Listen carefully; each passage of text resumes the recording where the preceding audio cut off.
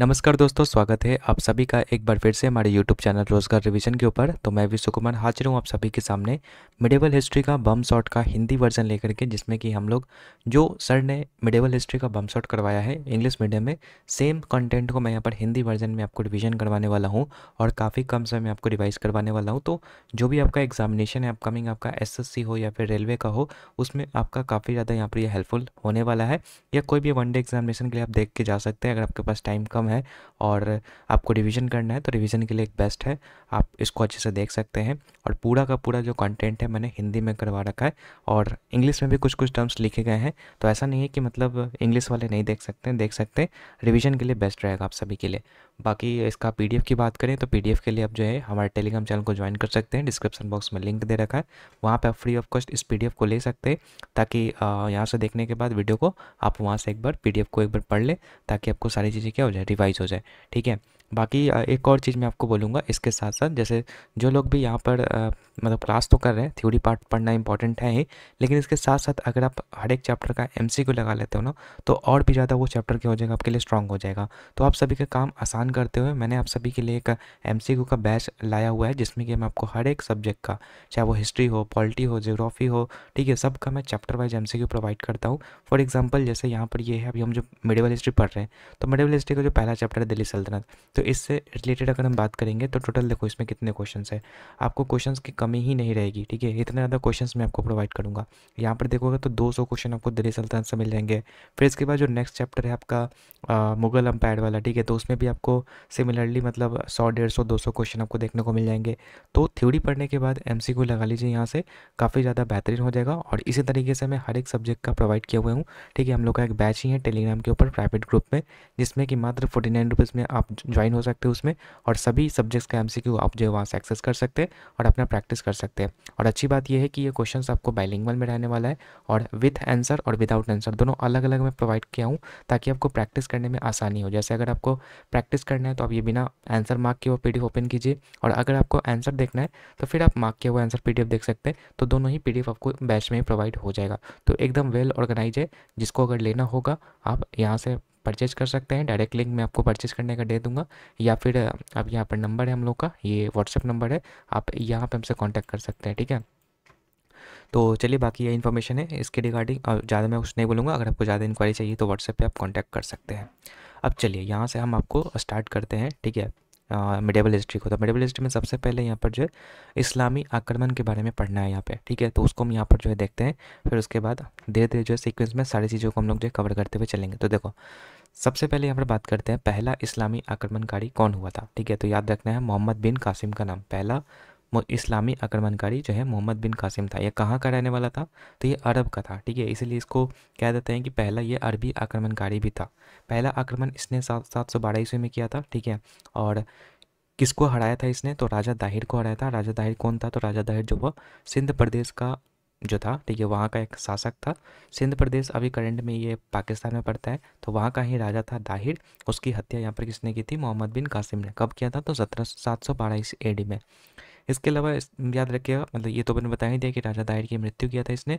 भारत में सबसे पहला इस्लामी आक्रमणकारी था और पहली बार जजिया कर लगाया गया था। ठीक है, अब जजिया कर क्या होता है, तो जजिया कर के बारे में याद रखिएगा, ये गैर मुसलमानों पर लगाया जाने वाला कर हुआ करता था, तो जजिया कर लगाया गया था। उसके बाद आक्रमण का मुख्य उद्देश्य क्या था इसका, तो लूटपाट और सत्ता का विस्तार करना जो है इसका मुख्य उद्देश्य था।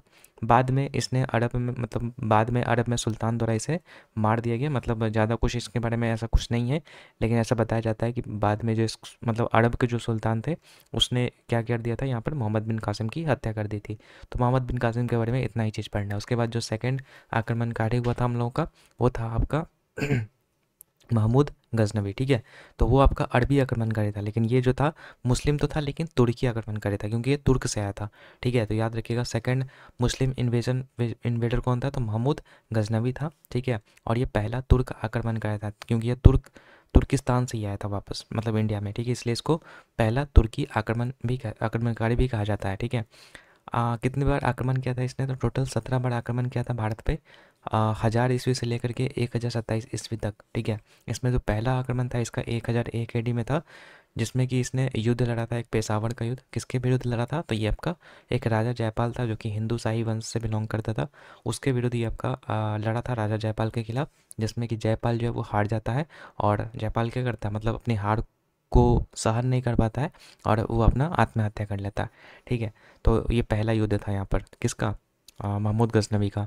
और एक इम्पॉर्टेंट युद्ध जो कि आपका जो 16वां आक्रमण हुआ था 1025 ईस्वी में, इसमें इसने सोमनाथ मंदिर को क्या किया था? लूटा था, ठीक है। और यहाँ से जो है भारी मात्रा में सोने और चांदी की मूर्तियाँ भी लूटी थी, ठीक है। और जब ये 16वां आक्रमण कर करके जा रहा था ना, तो जो जाट थे, ठीक है, वहाँ के, तो उस उन्होंने क्या किया था, जो लूट के जा रहे थे वो मतलब इस पे महमूद गजनवी पर आक्रमण करके उसके लूटे हुए सारे पार्ट को क्या कर लिए थे, वो अपने अंदर में ले लिए थे। तो फिर इसका बदला लेने के लिए जो है वो 17वीं बार आक्रमण करते हैं भारत पे, जो कि इसका आखिरी आक्रमण होता है महमूद गजनवी का, जो कि 1027 ईस्वी में होता है। जाटों के विरुद्ध होता है, जाटों से बदला लेने के लिए, ठीक है। बाद में इसकी जो है मृत्यु हो जाती है 1030 ईस्वी में, ठीक है। और एक और इम्पॉर्टेंट चीज़ याद रखिएगा, समकालीन, मतलब कि इसी के समय जो है राजेंद्र चोल प्रथम थे। राजेंद्र चोल प्रथम के बारे में हम लोग पहले ही पढ़ चुके हैं एंसेंट हिस्ट्री वाले पार्ट में, कि जो हम लोग लेटर चोलास पढ़े थे उसमें जो है राजेंद्र चोल प्रथम ये आए थे, ठीक है। तो ये उन्हीं के समकालीन थे, मतलब जो अभी हम पढ़े थे क्या पढ़े थे, मोहम्मद गजनवी, ठीक है। तो उसी के शासनकाल में ये भी थे। बाकी उद्देश्य की बात करेंगे तो भारत में बसने नहीं आया था ये, ठीक है, सिर्फ लूटपाट के उद्देश्य से आया था, याद रखिएगा। बाकी इसने वाई हिंद के युद्ध भी लड़ा था, जो कि हिंदू शाही शासकों के विरुद्ध था, ठीक है। वाई हिंद का युद्ध नाम याद रखिएगा, किसने किया था? तो मोहम्मद क्या था नाम इसका, ठीक है, ये महमूद गजनवी, ठीक है, याद रखिएगा। अगला बात करते हैं समकालीन ग्रंथ, मतलब इसका समकालीन ग्रंथ मतलब इसके समय में कौन कौन से ग्रंथ की रचना हुई थी। तो एक शाहनामा यहाँ पर ग्रंथ था जिसकी रचना जो है फिरदौसी के द्वारा की गई थी, और एक था आपका तहकीके हिंद। तहकीके हिंद या इसी को हम लोग किताब उल हिंद भी कहते हैं। तो ये आपका अल बरूनी के द्वारा यहाँ पर क्या किया गया था? लिखा गया था। तो याद रखिएगा, दो बुक आपको याद रखना है, शाहनामा और तहकीके हिंद या फिर किताब उल हिंद, दोनों जो है आपका इसी के शासनकाल में लिखा गया था। इसके दौरान नहीं, लेकिन इसी के काल में लिखा गया था। तो ये शाहनामा फिरदौसी और ये अल बरूनी, ठीक है। अगला, अब आते हैं तीसरा इस्लामी आक्रमणकारी या फिर दूसरा तुर्की आक्रमणकारी कह सकते हैं, जो कि है मोहम्मद गौरी, ठीक है। मोहम्मद गौरी के बारे में सबसे पहले याद रखें कि इसका जो पहला आक्रमण था वो 1175 ईस्वी में मुल्तान पर था, जो कि आपका असफल रहा था, ठीक है। फिर इसने दूसरी बार आक्रमण किया था 1178 ईस्वी में, जो कि गुजरात पर किया था। ये नाइकी देवी जो थी, ठीक है, जो कि मूल राज द्वितीय और भीम द्वितीय की माता थी, तो उसके खिलाफ यहाँ पर मतलब उस पर जो आक्रमण किया था, लेकिन यहाँ पर भी जो है वो हार जाता है, नाइकी देवी की जीत हो जाती है यहाँ पे। तो पहला बार भी हार हुआ, दूसरा बार भी हार हुआ। तो इसके बाद वो दिल्ली वाले एरिया में चला जाता है, गुजरात वाले में इसको लगता है कि नहीं, गुजरात में मेरा कोई बस नहीं है, तो वो दिल्ली की तरफ शिफ्ट हो जाता है, यानी कि बाद में वो दिल्ली को रुक जाता है। और दिल्ली में फिर वहाँ पर जो है दो युद्ध होते हैं, पहला तराइन का युद्ध और दूसरा तराइन का युद्ध। तो पहला तराइन का युद्ध 1191 ईस्वी में होता है, जो कि मोहम्मद गौरी और पृथ्वीराज चौहान के बीच में होता है, जिसमें कि पृथ्वीराज चौहान जीत जाते हैं। और फिर दूसरा जो तराइन युद्ध होता है इसमें जो है 1192 ईस्वी, मतलब 1 साल के बाद ही होता है। इसमें आपका जो है मोहम्मद गौरी क्या होता है? जीत जाता है, ठीक है। और एक चीज़ और याद रखिएगा कि दिल्ली पर जो है ना, ठीक है, वो चौहान वंश से पहले जो है वो तोमर वंश का शासन था, ठीक है। तोमर वंश का जो संस्थापक था अंगपाल तोमर था, उसको हटा करके जो है वहाँ पर चौहान वंश आया था। और फिर चौहान वंश को हटा करके मोहम्मद गौरी जो है फिर वहाँ पर अपना देखेंगे कि दिल्ली सल्तनत से यहाँ पर जो स्टार्टिंग हो जाता है, ठीक है। तो याद रखिएगा, पहले तोमर वंश था, तोमर वंश का शासक कौन था, मतलब संस्थापक था अंगपाल तोमर, ठीक है। उसके बाद चौहान वंश आता है, चौहान वंश में पृथ्वीराज चौहान का शासन था, तो उसको हटा करके मोहम्मद गौरी जो है फिर वहाँ पर दिल्ली पे कब्जा कर लेता है, ठीक है। और एक और चीज़ याद रखिएगा, चंदावड़ का युद्ध होता है एक, ठीक है। चंदावड़ का युद्ध किसके किसके बीच में होता है? तो ये 1194 ईस्वी में होता है, किसके किसके बीच? तो मोहम्मद गौरी के बीच में होता है और राजा जयचंद के बीच में होता है।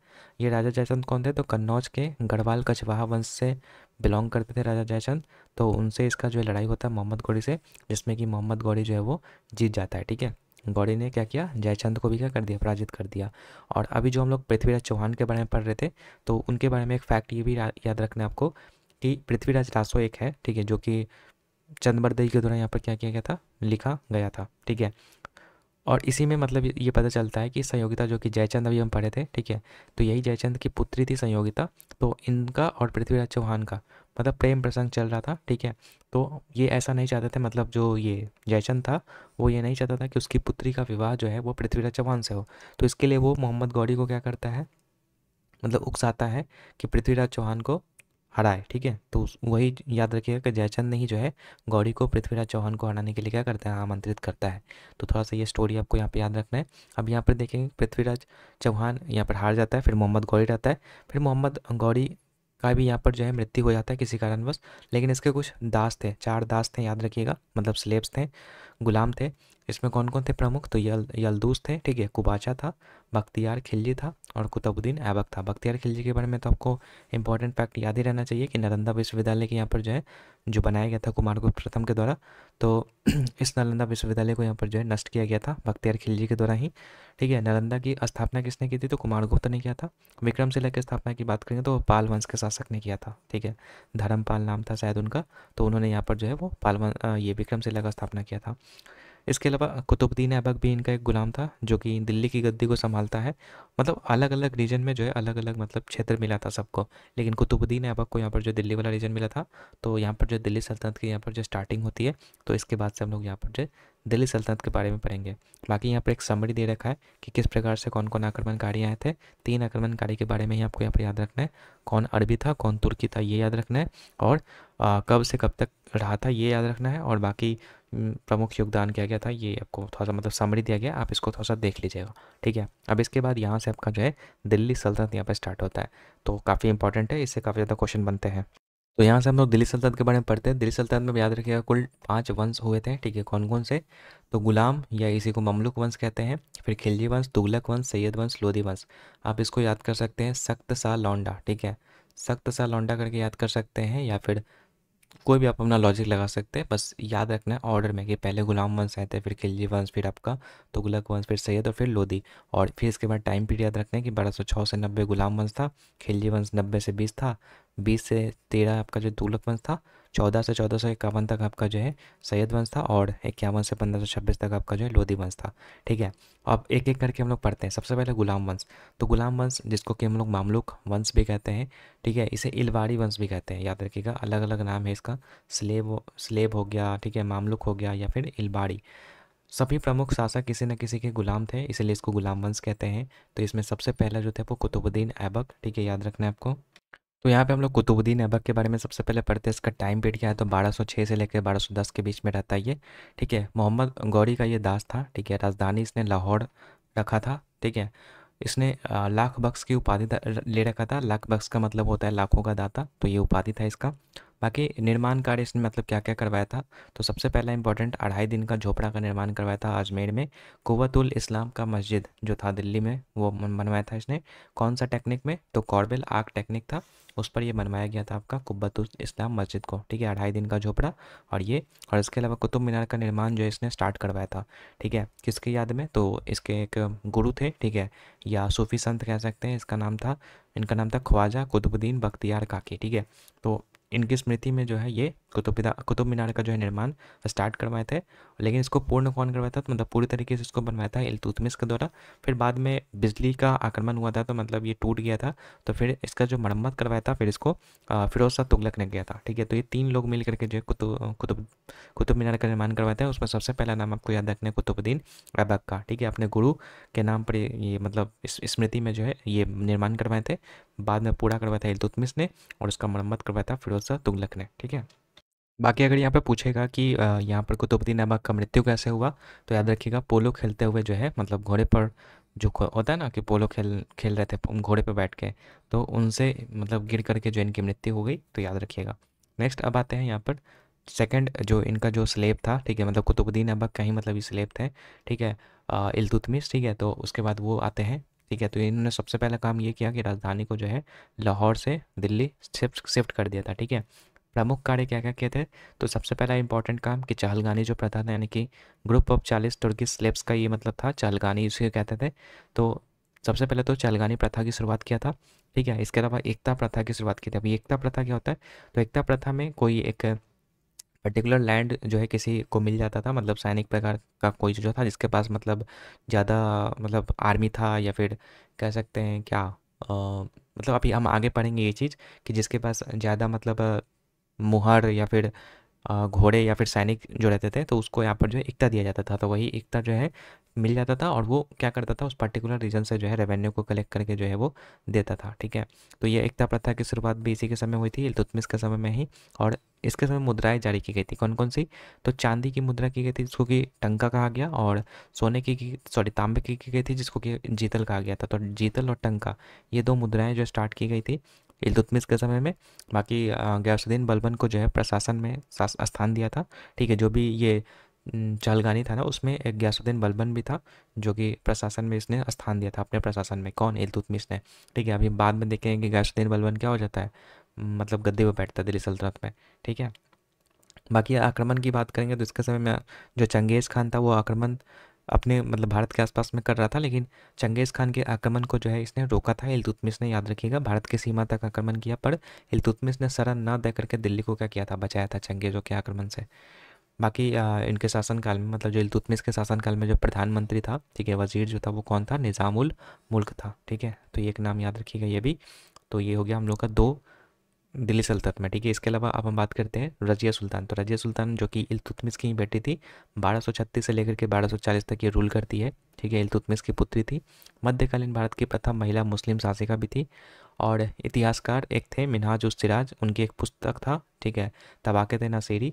उसमें उन्होंने ये बताया था कि जो भी ये क्या थी नाम इसका, रजिया सुल्तान जो थी ना वो जिन मतलब इनके जो जितने भी भाई थे उनमें ये श्रेष्ठ थे। ठीक है, ये इन्होंने बताया था मिनाज उस सिराज ने, कौन सी पुस्तक में? तबाक़त नसीरी में। ठीक है, तो ये चीज़ यहाँ पे याद रखिएगा। इसके अलावा बात करेंगे हम लोग यहाँ पे जो ये क्या कहते हैं, अल्तुनिया एक था। ठीक है, अल्तुनिया कहाँ का था? तो ये भटिंडा का क्या था? सूबेदार था। ठीक है, तो जो रजिया सुल्तान की जो नीतियाँ थी, ठीक है, उसको क्या कर रहा था, ये विरोध कर रहा था। तो जो रजिया सुल्तान थी वो एक सहयोगी था इनका याकूत नाम का, ठीक है, जो कि इथियोपियाई दास था। ठीक है, तो ये दोनों जाते हैं, ठीक है, जहाँ पर अल्तुनिया क्या करता है, याकूत का क्या करता है, हत्या कर देता है। फिर उसके बाद अल्तुनिया ने रजिया को भटिंडा के किले में जो है यहाँ पर कैद कर लेता है, और फिर उसके बाद रजिया का विवाह हो जाता है अल्तुनिया से।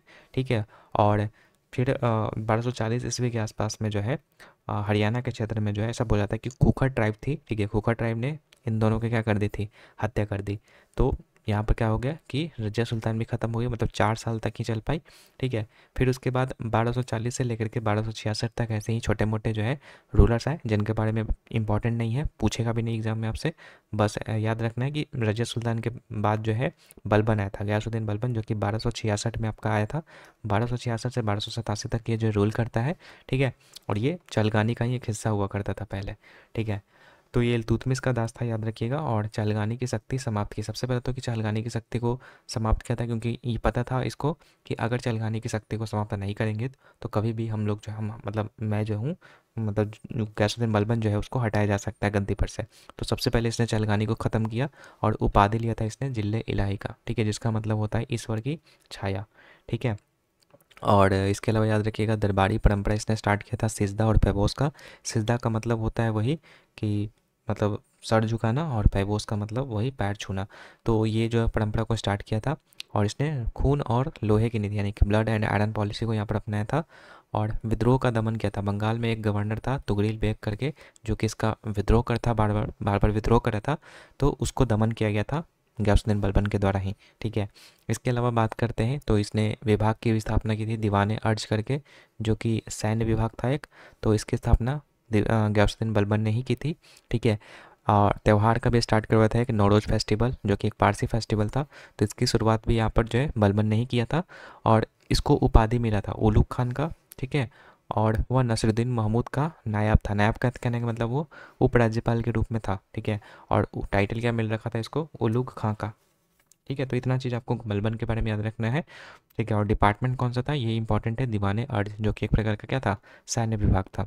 इसके अलावा बात करते हैं कैकोबाद, जो कि गयासुद्दीन बलबन का ही क्या था, पोता था, जो कि 1287 से लेकर के 1290 ईस्वी तक रहता है। गुलाम वंश का यह अंतिम शासक था। 1290 में जलालुद्दीन खिलजी ने इसकी हत्या कर खिलजी वंश की क्या की थी, स्थापना की थी। ठीक है, तो यहाँ से हम लोग का क्या हो जाएगा, जो पहला डायनेस्टी था यानी कि गुलाम वंश जो था वो खत्म हो जाएगा। अब यहाँ पे हम लोग का खिलजी वंश आ जाएगा। तो सबसे पहले खिलजी वंश का टाइम पीरियड तो मैंने बता ही दिया कि 90 से लेकर के 1320 तक ये था।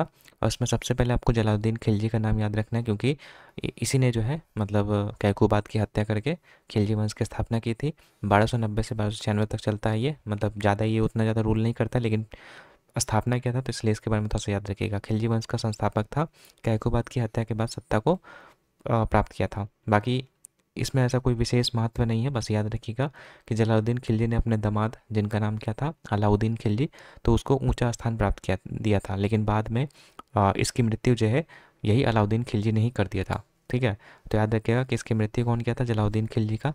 तो इसी के दामाद अलाउद्दीन खिलजी ने जो है यहाँ पे कर दिया था। ठीक है, 1296 में उनकी हत्या कर दी।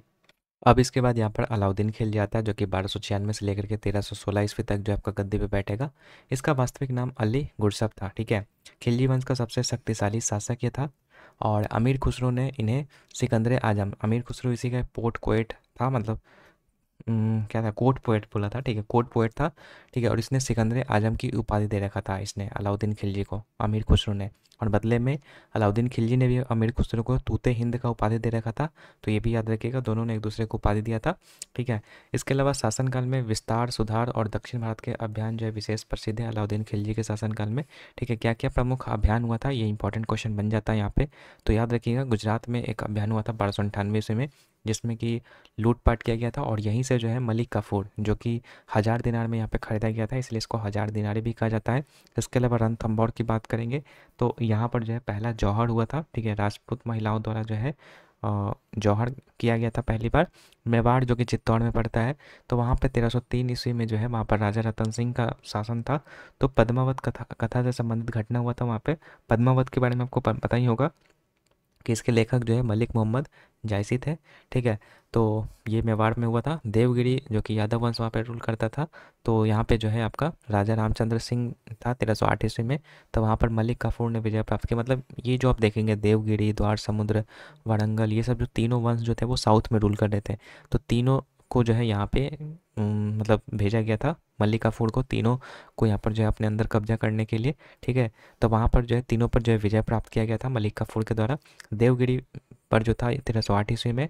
ठीक है, 1309 में द्वार समुद्र में होयसल वंश पे जो है मतलब विजय प्राप्त हुआ था। और काकतीय वंश पे 1311 ईस्वी में, क्योंकि ये पूछता है। और पांड्य वंश में भी 1311 ईस्वी में ही हुआ था। ठीक है, और कहाँ पे कौन कौन से रूलर थे ये भी याद रखना है। तो मदुरै में पहले रीजन में वीर पांड्य थे, जहाँ पर पांड्य वंश का शासन था। काकतीय वंश में प्रताप देव का शासन था। और होयसल वंश वाले में जो द्वार समुद्र में था, तो वहाँ पर वीर बल्लाल तृतीय का शासन था। और तीनों में जो है मलिक काफूर ने क्या प्राप्त किया था, जीत प्राप्त किया था। तो बस उसको जीता ही था, वहाँ पर शासन नहीं किया था। ठीक है, ये एक चीज़ याद रखिएगा, यहाँ पर जीता था और वहाँ पर जो है केवल लूटपाट किया था और कुछ नहीं किया था। तो यहाँ तक हो गया। बाकी इसके अलावा बात करते हैं प्रशासनिक और आर्थिक सुधार। तो बाजार का सुधार हुआ था यहाँ पे। ठीक है, बाजार सुधार के लिए यहाँ पर जो है अलग अलग यहाँ पर जो है मंडियाँ स्थापित की गई थी। लेकिन उसके पहले एक और चीज़ याद रखिएगा कि सैनिक को कम वेतन देकर भी संतुष्ट रखा गया था। ठीक है, वहाँ पर एक कीमत नियंत्रण नीति था, जहाँ पर ना तो कीमत को ज़्यादा बढ़ाया जा रहा था, ना तो ज़्यादा कीमत को घटाया जा रहा था। तो वहाँ पे एक नियंत्रण नीति रखा था, जिससे कि सैनिक भी वहाँ पर क्या थे, मतलब कम वेतन में भी क्या थे, संतुष्ट थे। इसके अलावा 3 प्रमुख मंडियाँ स्थापित की गई थी। पहला अनाज बाजार, दूसरा कपड़ा बाजार जिसको कि सराय आदल कहते थे, और तीसरा गुलाम और जानवरों का बाजार। ठीक है, बाकी इसके अलावा सहनाया मंडी करके था एक, जो कि बाजार नियंत्रण अधिकारी हुआ करता था। बरीद और मुनैया था, जो कि जासूस था, जिसका मतलब मुख्य उद्देश्य था कि मतलब जो बाजार में जो है वो सही तरीके से उसका निगरानी कर सके, कि उसकी कीमत को ना तो ज़्यादा बढ़ाया जाए ना तो ज़्यादा घटाया जाए। तो कीमतों पर निगरानी करने के लिए जो है बरीद और मुनैया का भी यहाँ पर जो है स्थापना कर रखा था यहाँ पर अलाउद्दीन खिलजी ने। बाकी इसके अलावा इनके शासनकाल में कर प्रणाली की बात करेंगे अलाउद्दीन खिलजी के शासनकाल में, तो चराई, घराई और खराज। ठीक है, ये 3 प्रमुख प्रकार के कर थी। खराज जो था वो भूमि कर था, घड़ाई जो था वो घर घर पर लगता था, और चराई जो था वो पशुओं को चराने पर लगता था। ठीक है, तो ये 3 प्रकार के कर जो है वो अलाउद्दीन खिलजी के शासनकाल में थे। इसके अलावा सैन्य सुधार भी हुआ करते थे, जिसमें कि दाग प्रणाली और चेहरा प्रणाली था। दोनों इसलिए ताकि जो है मतलब दाग प्रणाली ये था कि घोड़ों पर जो है मुहर लगाई जाती थी, ताकि डबल काउंटिंग ना हो सके। ठीक है, ताकि सैलरी वगैरह देने में आसानी हो। ठीक है, बाकी चेहरा प्रणाली था, जो कि सैनिकों की हुलिया मतलब उसका चित्र या फिर विवरण रखा जाता था डबल काउंटिंग से बचने के लिए। तो हुलिया और ये दाग प्रणाली जो है वो किसने स्टार्ट किया था, तो ये दोनों आपका जो है अलाउद्दीन खिलजी ने स्टार्ट किया था। इसके अलावा पूछेगा कि इन्होंने क्या क्या निर्माण करवाया था, तो निर्माण करवाया था इन्होंने, इंपॉर्टेंट याद रखिएगा, अलाई किला का, ठीक है, अलाई दरवाज़ा जो कि कुतुब मीनार का आपका एंट्रेंस पॉइंट होता है, तो उसका निर्माण करवाया। हौज खास का निर्माण करवाया। इसके अलावा श्रीनगर जो था या सीरी का किला जो कि दिल्ली का सेकंड सिटी था, ठीक है, इसका भी स्थापना यहाँ पर जो है अलाउद्दीन खिलजी ने ही किया था, ठीक है। इसके बाद अब बात करते हैं साहित्य और कला, मतलब इनके समय में साहित्य और कला में क्या क्या चीज़ें था। तो सबसे पहला चीज़ तो मैंने बताया था, दरबारी कवि कौन थे, अमीर खुसरो, जिन्होंने मतलब सिकंदर आजम का उपाधि दे रखा था अलाउद्दीन खिलजी को, और बदले में अलाउद्दीन खिलजी ने भी इनको जो है तूते हिंद का उपाधि दे रखा था। इसका मतलब होता है भारत का तोता, ठीक है। ये अमीर खुसरो के बारे में याद रखिएगा कि इनके प्रमुख कृतियों में थे नूहे सफ़ीर और तुगलकनामा, ठीक है, दो प्रमुख इनके जो कृतियाँ हैं। बाकी जो सितार का आविष्कार का जो श्रेय जाता है वो इन्हीं को जाता है, अमीर खुसरो को ही जाता है, ठीक है। बाकी इसके अलावा अन्य डिपार्टमेंट थी, एक था दीवाने मुस्तखराज और एक था दीवाने खराज। तो जो मुस्तखराज था ये आपका बकाया करों की वसूली का एक विभाग था, और जो दीवाने खराज था वो आपका भूमि राजस्व विभाग था। तो ये दो अदर डिपार्टमेंट्स भी थी, ठीक है, अलाउद्दीन खिलजी के समय में। फिर इसके बाद अगर बात करेंगे अलाउद्दीन खिलजी के ख़त्म कैसे हो, फिर उसके बाद नया कैसे आया था, तो देखो इसका दो बेटे थे, ठीक है, मतलब अलाउद्दीन खिलजी के दो बेटे थे, एक थे मुबारक शाह और एक था शहाबुद्दीन उमर। तो मृत्यु के बाद जो था मतलब मलिक काफूर जो था, जो कि इसका गुलाम था, उसने शहाबुद्दीन उमर को जो है क्या किया था, गद्दी पर बैठाया था, ठीक है। लेकिन बाद में मुबारक शाह क्या किया, शहाबुद्दीन उमर जो कि उसका भाई था उसको मार करके जो है खुद शासन को संभाला, ठीक है। मुबारक शाह के दास खुसरो खान ने फिर उसकी हत्या कर दी, मतलब चलते गया, मृत्यु चलते गया। जैसे पहले मलिक काफूर का जो मतलब जो ये क्या था, शहाबुद्दीन शाह जो था ना, ठीक है, उसको गद्दी पर से हटाया पहले कौन, मुबारक शाह ने। फिर मुबारक शाह की हत्या कौन कर दिया, ये खुसरो खान ने, ठीक है। और खुसरो खान फिर वहाँ पर गद्दी पर बैठ गया, ठीक है। और फिर बाद में जो है गयासुद्दीन तुगलक जो आया, फिर उसको खुसरो खान पे भी मार देता है, और फिर वहाँ पर जो है खिलजी वंश का अंत करके वहाँ पे कौन सा वंश आ जाता है, तुगलक वंश आ जाता है, ठीक है। तो गयासुद्दीन तुगलक आता है और वहाँ पे आपका तुगलक वंश आपका यहाँ पे स्टार्ट हो जाता है, ठीक है। तो अब यहाँ पे हम लोग जो है तुगलक वंश के बारे में पढ़ेंगे। तो याद रखना तुगलक वंश के बारे में 1320 से लेकर के 1414 ईस्वी तक ये चलता है, ठीक है। इसमें सबसे पहले वंश मतलब राजा थे, वही शासक थे गियासुद्दीन तुगलक। 1320 से 1325 ईस्वी तक ये रहता है। तुगलक वंश का संस्थापक था ये। उसने तुगलकाबाद नगर और तुगलकाबाद किला ये दो नाम से अपना बनवाया था। इसके बाद उसका पुत्र मोहम्मद बिन तुगलक आता है। तो गियासुद्दीन तुगलक के बारे में उतना कुछ इंपॉर्टेंट याद नहीं रखना है, ठीक है। मोहम्मद बिन तुगलक के बारे में बस याद रखना है कि यहाँ पर इंपॉर्टेंट बनता है, क्योंकि इनका जो मतलब इनको क्या कहते थे, भाई जस्ट फूल के नाम जानते हैं। अब क्यों कहते थे अभी हम यहाँ पर देखेंगे, लेकिन सबसे पहले मोहम्मद बिन तुगलक का टाइम पीरियड याद रखिएगा, 1325 से लेकर के 1351 तक ये रहते हैं, ठीक है। उपनाम जौना या फिर उलुग खान, ठीक है। उलुग खान हालांकि हम लोग देखे थे वहाँ पर भी, ठीक है, लेकिन जौना खान यहाँ पर जो है ज़्यादा इंपॉर्टेंट है। इतिहास में प्रसिद्ध इनको जो है वाइजेस्ट फूल के नाम से जानते थे, मतलब बुद्धिमान मूर्ख। क्यों कहते थे, क्योंकि ये जो योजनाएं बनाता था ना वो अपना असफल रहता था। जैसा कि यहाँ पर देखिए कौन कौन सा असफल हुआ था। पहला तो कि राजधानी इसने परिवर्तन कर दिया था दिल्ली से दौलताबाद, ठीक है, जो कि दक्षिण भारत पर नियंत्रण हेतु यह कदम उठाना, परंतु ये असफल हो गया, ठीक है। मतलब जिस हिसाब से सोचा गया था कि अगर हम दिल्ली से दौलताबाद शिफ्ट करेंगे तो हमको शासन को और बढ़ाने में जो है मदद मिलेगा, जो कि ये असफल हो गया। दूसरा कि टोकन मुद्रा की शुरुआत की थी, ये भी आपका असफल हो गया।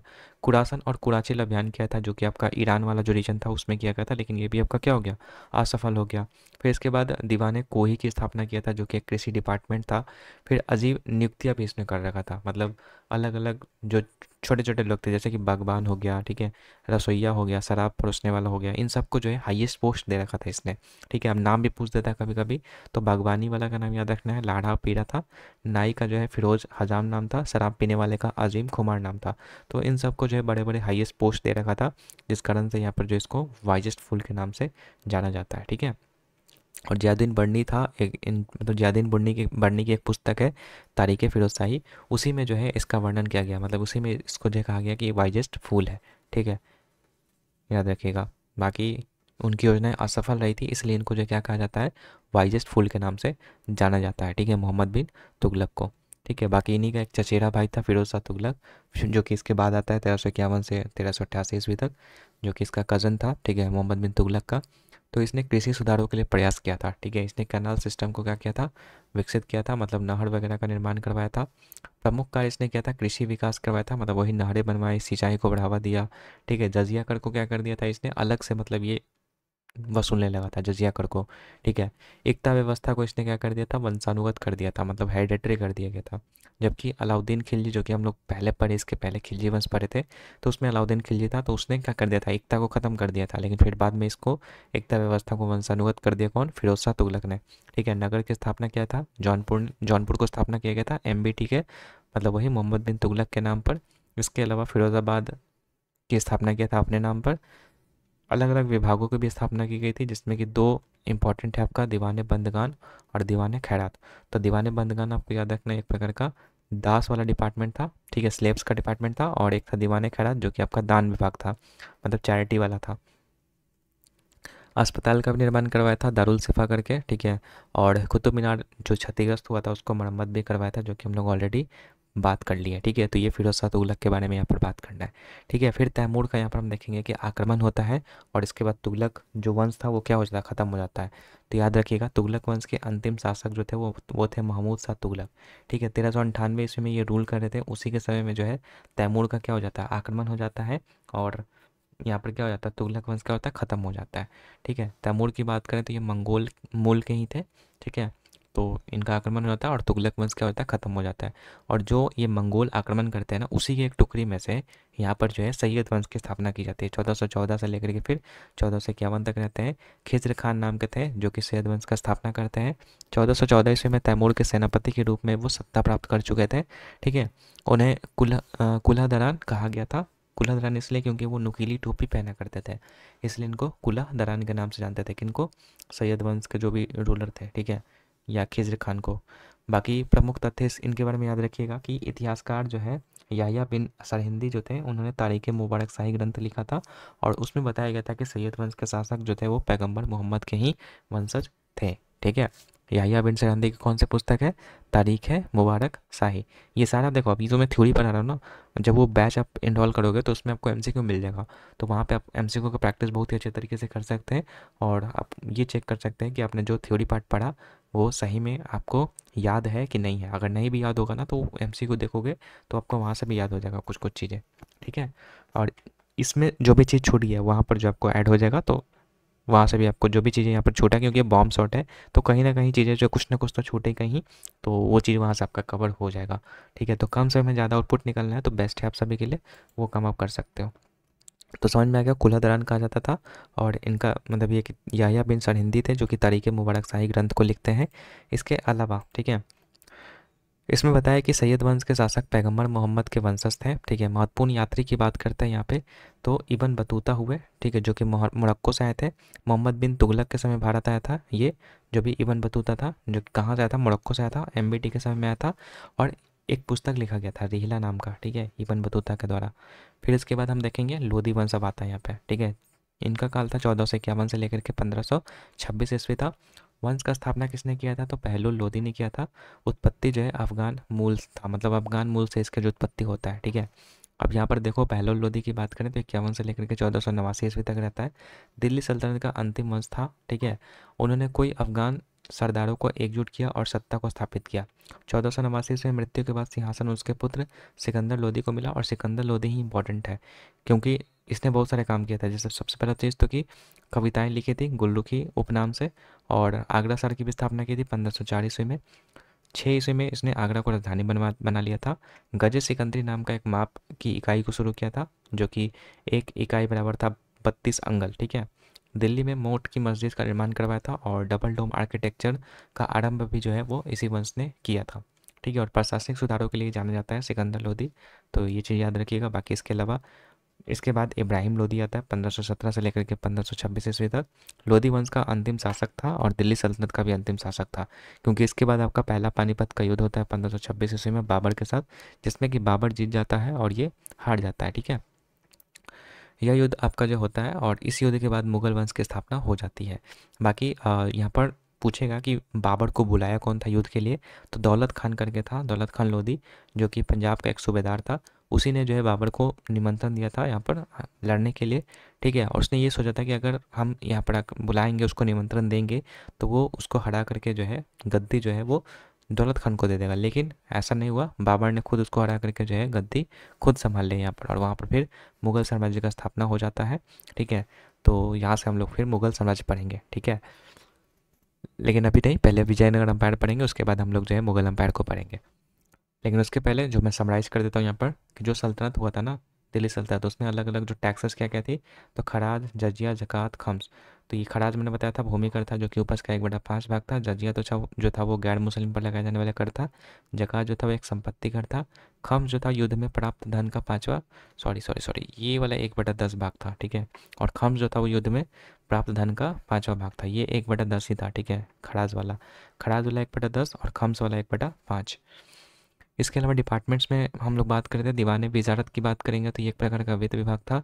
दीवान इश्तियाक एक पेंशन विभाग था। दीवान रियासत आपका वाणिज्य विभाग था। रिसालत आपका अपीलीय विभाग था। बंदगान आपका दास विभाग था।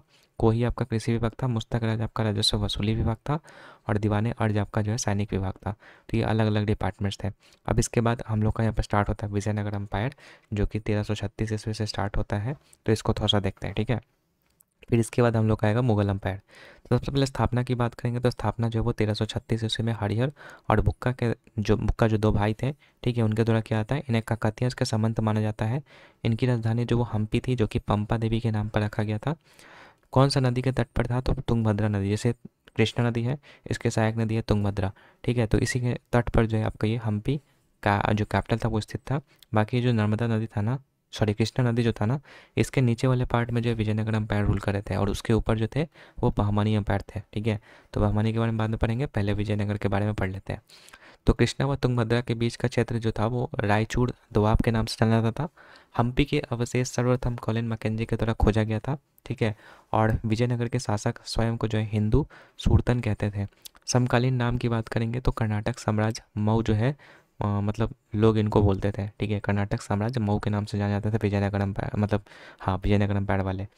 बाकी नरपति, अश्वपति और गजपति क्या है, तो याद रखिएगा कि नरपति का मतलब होता है पुरुषों का स्वामी, ठीक है। तो ये विजयनगर साम्राज्य के जो भी थे ना, उनको नरपति के नाम से जाना जाता था। अश्वपति जो था वो आपका ये क्या कहते हैं, जो दक्कन वाला रीजन में जो था, ठीक है, दक्कन के सुल्तानों को जो संदर्भित किया था अश्वपति, मतलब वही बहमनी किंगडम वालों को।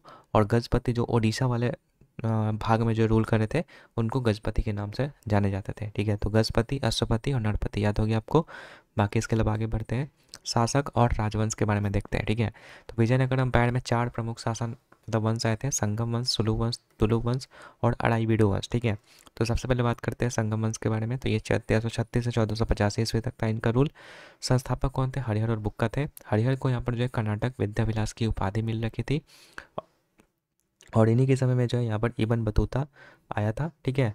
फिर उसके बाद सालू वंश के बारे में याद रखिएगा कि 1485 से 1505 ईस्वी तक इनका रूल रहता है, ठीक है। और इनकी स्थापना जो है वो सालू नरसिम्हा के द्वारा किया गया था, ठीक है। लेकिन ये उतना इंपॉर्टेंट है नहीं, मेन इंपॉर्टेंट है आपका तुलु वंश, ठीक है। 1505 से 1570 ईस्वी तक इनका रूल रहता है। वीर नरसिंह या फिर नरसा नायक इन्हीं का नाम है, इनके द्वारा इसकी स्थापना की जाती है।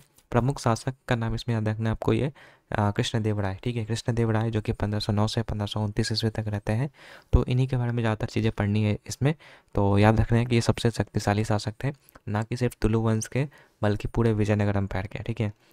इनको अलग अलग उपाधियाँ भी दिया गया था, जैसे कि यवना राज्य स्थापनाचार्य की, ठीक है, आंध्र भोज की और आंध्र पितामह की, ठीक है। इनके द्वारा रचनाएं क्या क्या थी, तो अमुक्त माल्यदा थी और जम्बावती कल्याणम थी। अमुक्त माल्यदा जो कि तेलुगु लैंग्वेज में थी, और जम्बावती कल्याणम जो कि आपका संस्कृत लैंग्वेज में थी, ठीक है। निर्माण क्या क्या करवाया था इन्होंने, तो इसमें याद रखिएगा कि नागलपुरम जो कि माता इनकी जो थी नागल देवी, उन्हीं के नाम पर जो है एक नगर की स्थापना किया था, ठीक है। हजार राम मंदिर का निर्माण करवाया था। विठल स्वामी मंदिर जो कि भगवान विष्णु को समर्पित है, उसका निर्माण करवाया था।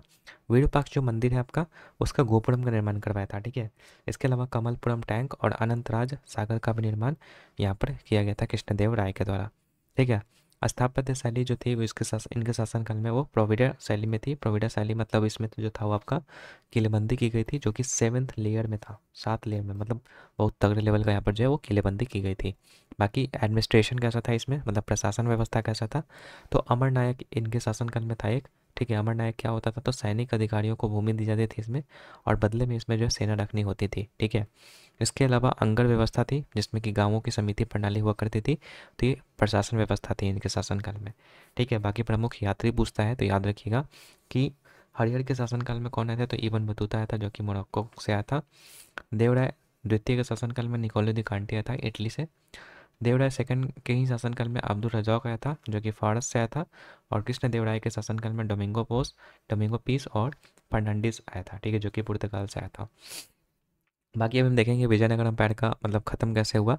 तो 1565 ईस्वी में एक तालीकोटा का युद्ध होता है या फिर राक्षस तांगरी का युद्ध होता है। क्यों होता है, क्योंकि तुलु वंश का ही था एक अलिय रामा राय। ठीक है, जो कि लास्ट रूलर माना जाता है यहाँ पे। तो उसकी दखलंदाजी से दक्कनी सुल्तान जो था, मतलब जो कि बीजापुर, अहमदनगर और गोलकुंडा, ये तीनों आपस में मिल जाते हैं और तीनों मिल करके जो है विजयनगर पे क्या कर देते हैं, आक्रमण कर देते हैं, जिससे कि यहाँ पर जो है विजयनगर एम्पायर क्या हो जाता है, ख़त्म हो जाता है।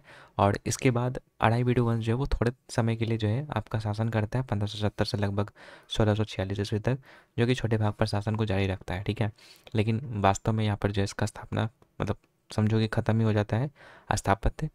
बाकी इसके बाद बहमनी सल्तनत के बारे में पढ़ लेते हैं। ये तो हम लोग पढ़े कि ये नीचे, लेकिन उसी समय में ऊपर मतलब जो कृष्णा नदी था उसी के ऊपर में जो है यहाँ पे बहमनी सल्तनत का रूल था, जो कि 1347 से लेकर के 1527 ईस्वी तक इनका रूल था।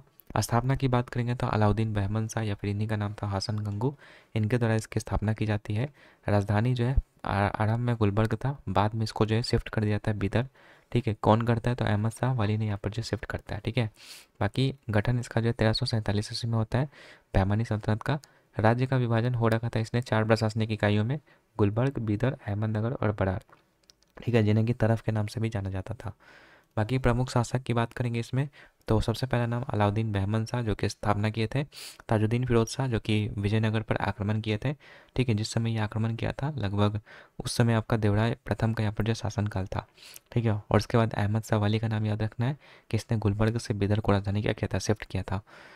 बाकी पतन का कारण क्या था, यहाँ पर बाद में जो 5 स्वतंत्र राज्यों में विभाजन हो गया था, यही पतन का कारण था।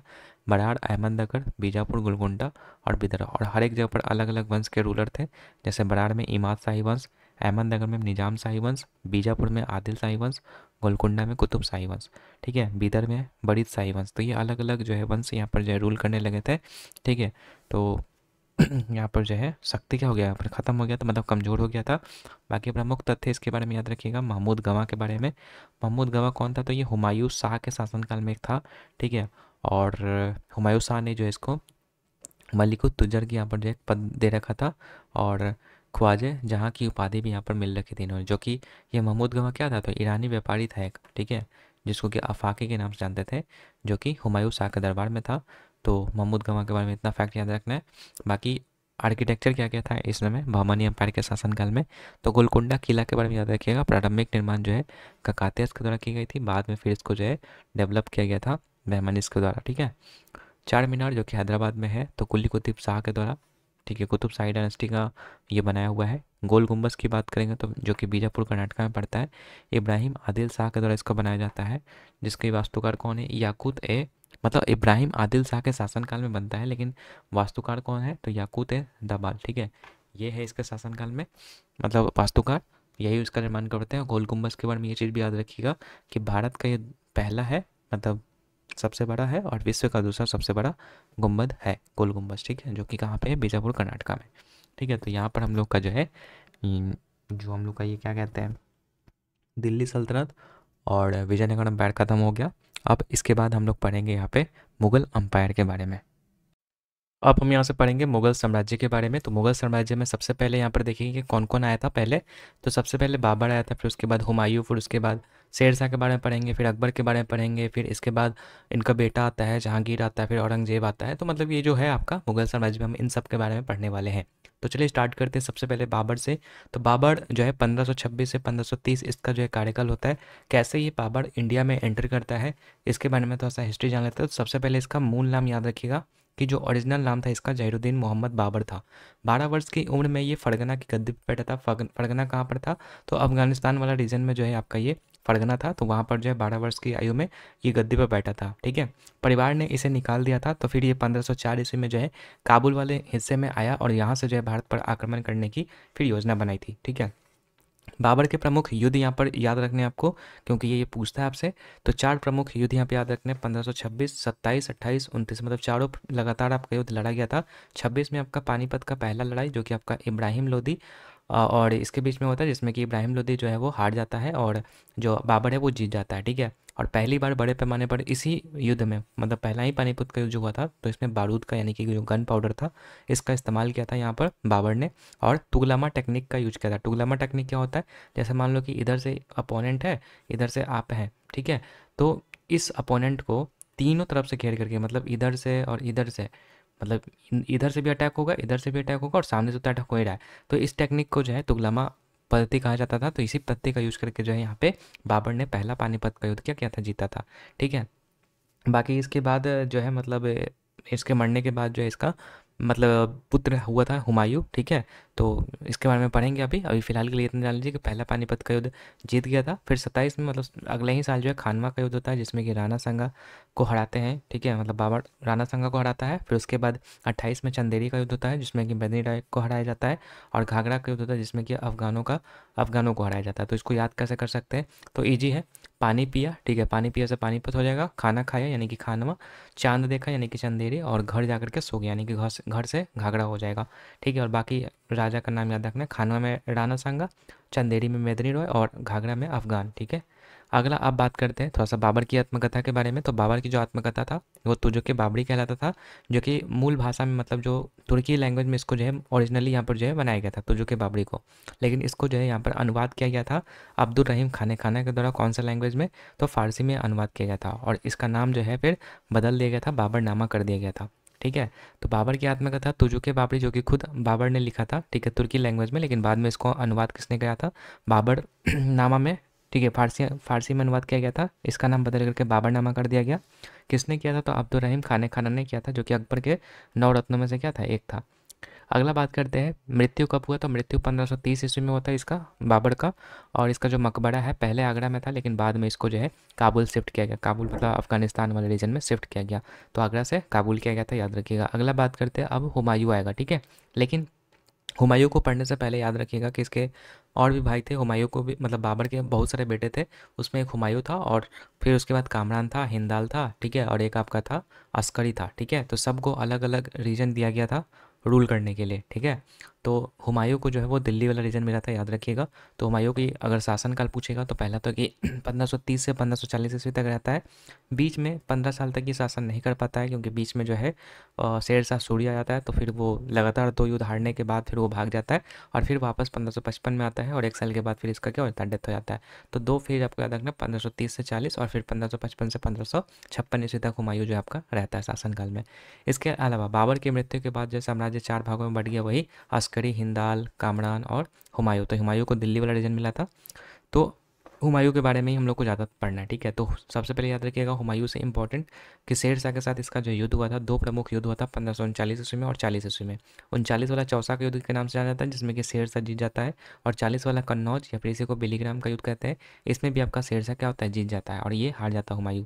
तो हार के बाद जो है हुमायूं क्या करता है, ईरान भाग जाता है। ठीक है, ईरान एक सफवी वंश का होता है, सफवी वंश होता है, वहाँ पर जाकर के ये शरण ले लेता है, और बस इतना ही याद रखना। बाकी इसके अलावा जीवनी अगर पूछेगा हुमायूं का, तो याद रखिएगा हुमायूं का जो जीवनी है हुमायूंनामा है, जो कि आपका इसकी बहन गुलबदन बेगम के द्वारा लिखा गया है। ठीक है, और मकबरा की बात करेंगे, जो हुमायूं टॉम है आपका दिल्ली में, तो इसका निर्माण करवाया था हाजी बेगम या बीगा बेगम, जो कि इसकी पत्नी थी। ठीक है, तो बहन ने क्या लिखा था, इनका आत्मकथा लिखा था, सॉरी आत्मकथा बोल रहा हूँ, मतलब क्या कहते हैं, जीवनी लिखा था, जिसको कि हम लोग हुमायूंनामा कहते हैं।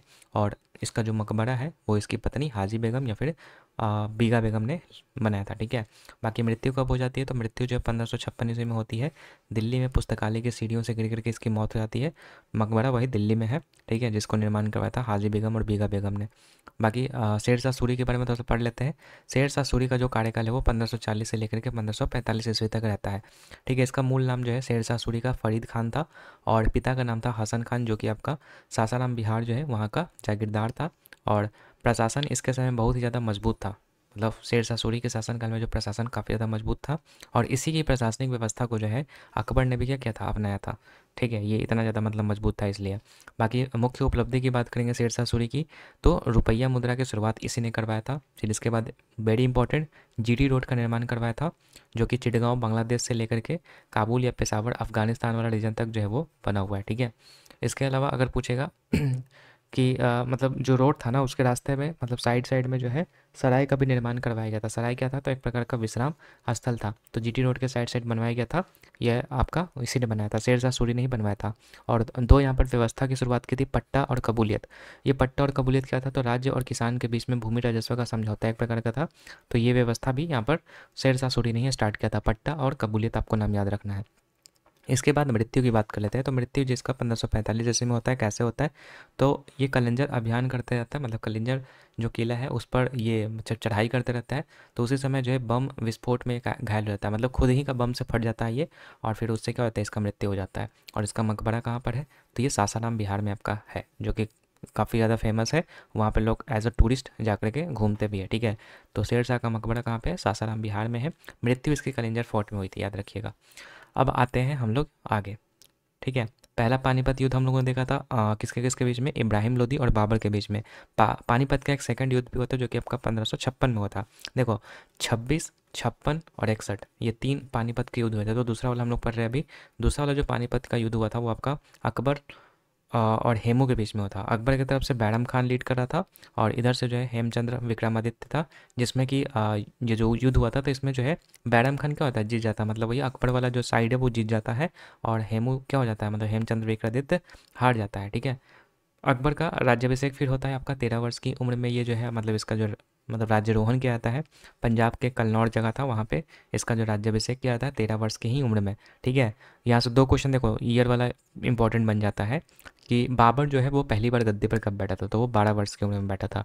और अकबर कितनी उम्र में बैठा था, तो 13 वर्ष की उम्र में। कहाँ पर, तो पंजाब के कलनौर में हुआ था। ठीक है, ये चीज़ याद रखिएगा। अब यहाँ से हम लोग जो है अकबर के बारे में पढ़ेंगे। 1556 में जब यहाँ पर जीत गया, तो 1556 से यहाँ पर इसका कार्यकाल स्टार्ट होता है और 1605 ईस्वी तक चलता है, मतलब बहुत ही लंबा समय तक ये चलता है। इसका मूल नाम की बात करेंगे अकबर का, तो ये जलालुद्दीन मोहम्मद अकबर था। इसका जो विवाह जो था ना, ठीक है, हड़का बाई जो कि कछवाहा राजपूत आमेर के राजा जो थे भारमल, ठीक है, उनकी पुत्री से हुआ था। ठीक है, हड़का बाई याद रखिएगा, हड़का बाई से इनका विवाह हुआ था, जो कि कछवाहा राजपूत आमेर के राजा भारमल की पुत्री थी। ठीक है, बाद में उपाधि भी इन्होंने दिया था अपनी पत्नी को, मरियम उज जमानी का, किसको, हड़का बाई को। ठीक है, मरियम उज जमानी। और यही हड़का बाई से जो है इनका एक पुत्र भी होता है जहांगीर, जो कि आगे चल करके इन्हीं का विरोध करता है और मतलब बंदी बना देता है इसको, ठीक है, अकबर को। तो याद रखिएगा जहांगीर जो बेटा था वो मरियम उज जमानी मतलब ये हड़का बाई और अकबर का जो है मतलब बेटा था। ठीक है, और ये हो नहीं रहा था मतलब पुत्र। तो अभी देखेंगे हम आगे कि शेख सलीम चिश्ती करके थे एक, ठीक है, उन्होंने मतलब कुछ वरदान दिया था जिससे कि ये पुत्र जहांगीर होता है। ठीक है, अभी देखो यहाँ तक हो गया, समझ लिया आप लोगों ने। अब आते हैं थोड़ा सा हल्दी घाटी का युद्ध।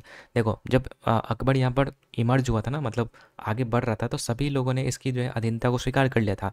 लेकिन एक ऐसा रूलर भी था जो कि आपका अधीनता को स्वीकार नहीं कर रहा था, तो वो था आपका महाराणा प्रताप। तो महाराणा प्रताप जो क्या किया यहाँ पे इनसे युद्ध होता है। ठीक है, मतलब अकबर से महाराणा प्रताप जी का युद्ध होता है, जो कि हल्दी घाटी की युद्ध से जाना था आपका 1576 ईस्वी में हुआ था। काफ़ी इंपॉर्टेंट है हल्दी घाटी का युद्ध। तो महाराणा प्रताप वर्सेस अकबर की सेना होती है। अकबर की तरफ से यहाँ पर जो इसको लीड करा था मान सिंह। ठीक है, और परिणाम क्या हुआ, तो परिणाम ऐसा कुछ भी रिजल्ट खास नहीं आया, लेकिन फिर भी महाराणा प्रताप जो है थोड़ा सा मतलब डाउन गए थे। मतलब महाराणा प्रताप जो है थोड़ा सा मतलब झुके नहीं थे, लेकिन कह सकते हैं कि थोड़ा सा जो है युद्ध का जो परिणाम है वो अकबर की तरफ देखने को मिला था। ठीक है, तो यहाँ पर लिखा हुआ है कि जो महाराणा प्रताप थे उन्होंने समर्पण नहीं किया, और जो गुरिल्ला युद्ध जो था वो चलता रहा था। ठीक है, तो ओवरऑल आपको याद रखना है कि युद्ध का कोई ऐसा परिणाम नहीं निकला। ठीक है, हल्दी घाटी का युद्ध, लेकिन किसके किसके बीच में हुआ था ये आपको याद रखना है। महाराणा प्रताप और बाबर के बीच में हुआ था, और बाबर सॉरी अकबर की तरफ से अकबर के बीच में हुआ था। और अकबर को कौन लीड कर रहा था अकबर की तरफ से, तो मान सिंह राजा था। ठीक है, वो लीड कर रहा था। अगला है आपका अकबर की भूमि व्यवस्था। ठीक है, तो अकबर की भूमि व्यवस्था के बारे में याद रखिएगा कि इसने जो है दहसाला प्रणाली को चला हुआ था। ठीक है, दहसाला प्रणाली, जिसका निर्माता कौन था, तो निर्माता था टोडरमल। टोडरमल जो है अकबर के 9 रत्न में से क्या था, एक था, और ये वित्त मंत्री था अकबर के कोर्ट में, मतलब कोर्ट में। ठीक है। टोडरमल क्या था, वित्त मंत्री था, और इसी ने जो है दहसाला प्रणाली की क्या थी, शुरुआत की थी। 10 साल की उत्पादकता के औसत पर भूमि राजस्व तय किया जाता था ये दहसाला सिस्टम में, ठीक है।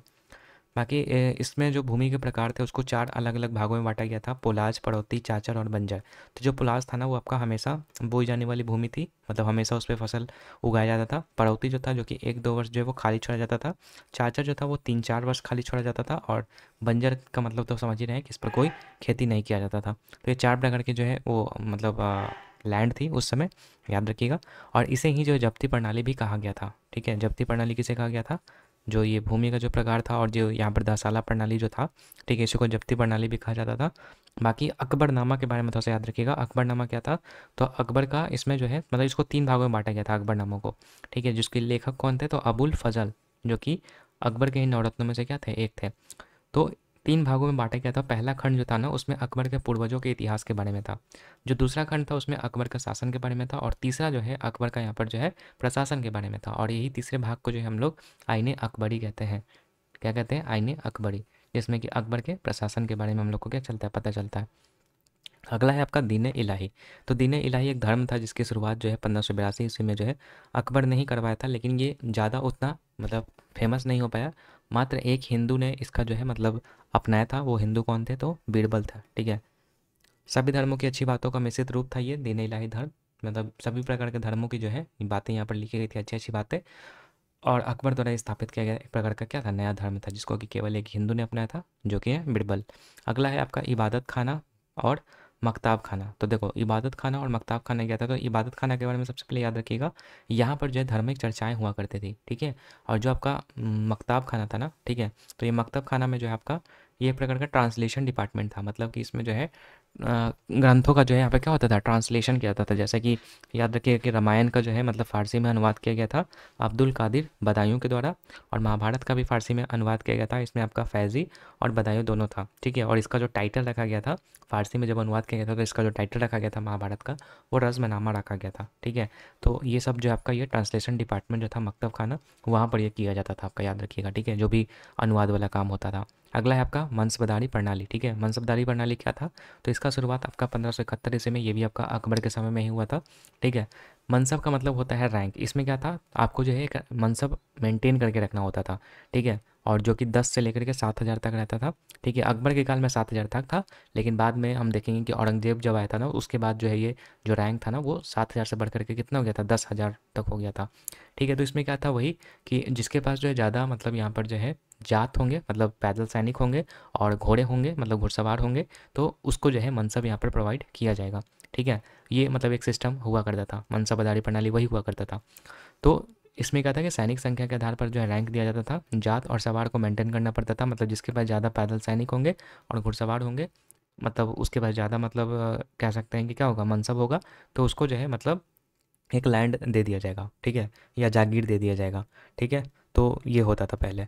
बाकी जागीर या वेतन की बात करेंगे तो यदि भूमि के राजस्व का अधिकार मिल गया है, ठीक है, मतलब एक टोटल भूमि को आपको मिल गया कि हाँ आपको जो है इस भूमि से रेवेन्यू को कलेक्ट करके आपको जो है राजा को देना है, तो वो आपका जागीरदार कहलाता था। लेकिन अगर नहीं मिलता था जिसको, मतलब जिसका रैंक नहीं था ज़्यादा, मनसब जिसके पास ज़्यादा नहीं था, तो उसको केवल वेतन मिलता था सैलरी बेसिस पे, ठीक है। तो ये सिस्टम जो है आपका चलता था अकबर के समय में। बाकी जो शीर्ष मनसब था वो 7,000 का था, जो कि केवल मुगल राज परिवारों के राजकुमारों के लिए आरक्षित था। जो हिंदू मतलब मनसबदार था उसमें आपको नाम याद रखना है राजा मान सिंह का, ठीक है, जो कि 7,000 मनसब उनके पास था, और इनको उपाधि मिल रखा था सप्त हजारी का, क्योंकि इनके पास 7,000 मनसब था। तो ये एकमात्र मतलब हिंदू थे, ठीक है। इसके अलावा भी और लोग थे, लेकिन नाम हमका इनका ही याद रखना है, ठीक है। तो ये चीज़ आपको समझ में आ गया होगा, मनसबदारी प्रणाली, और ईयर याद रखना है 1571 ईस्वी में जो इसको शुरुआत किया गया था अकबर के समय में। अब आते हैं अकबर की स्थापत्य उपलब्धियाँ, मतलब अकबर ने क्या क्या निर्माण करवाए थे। तो पहला तो कि इंपॉर्टेंट चीज़ फतेहपुर सीकरी का निर्माण करवाया था 1570 ईस्वी में।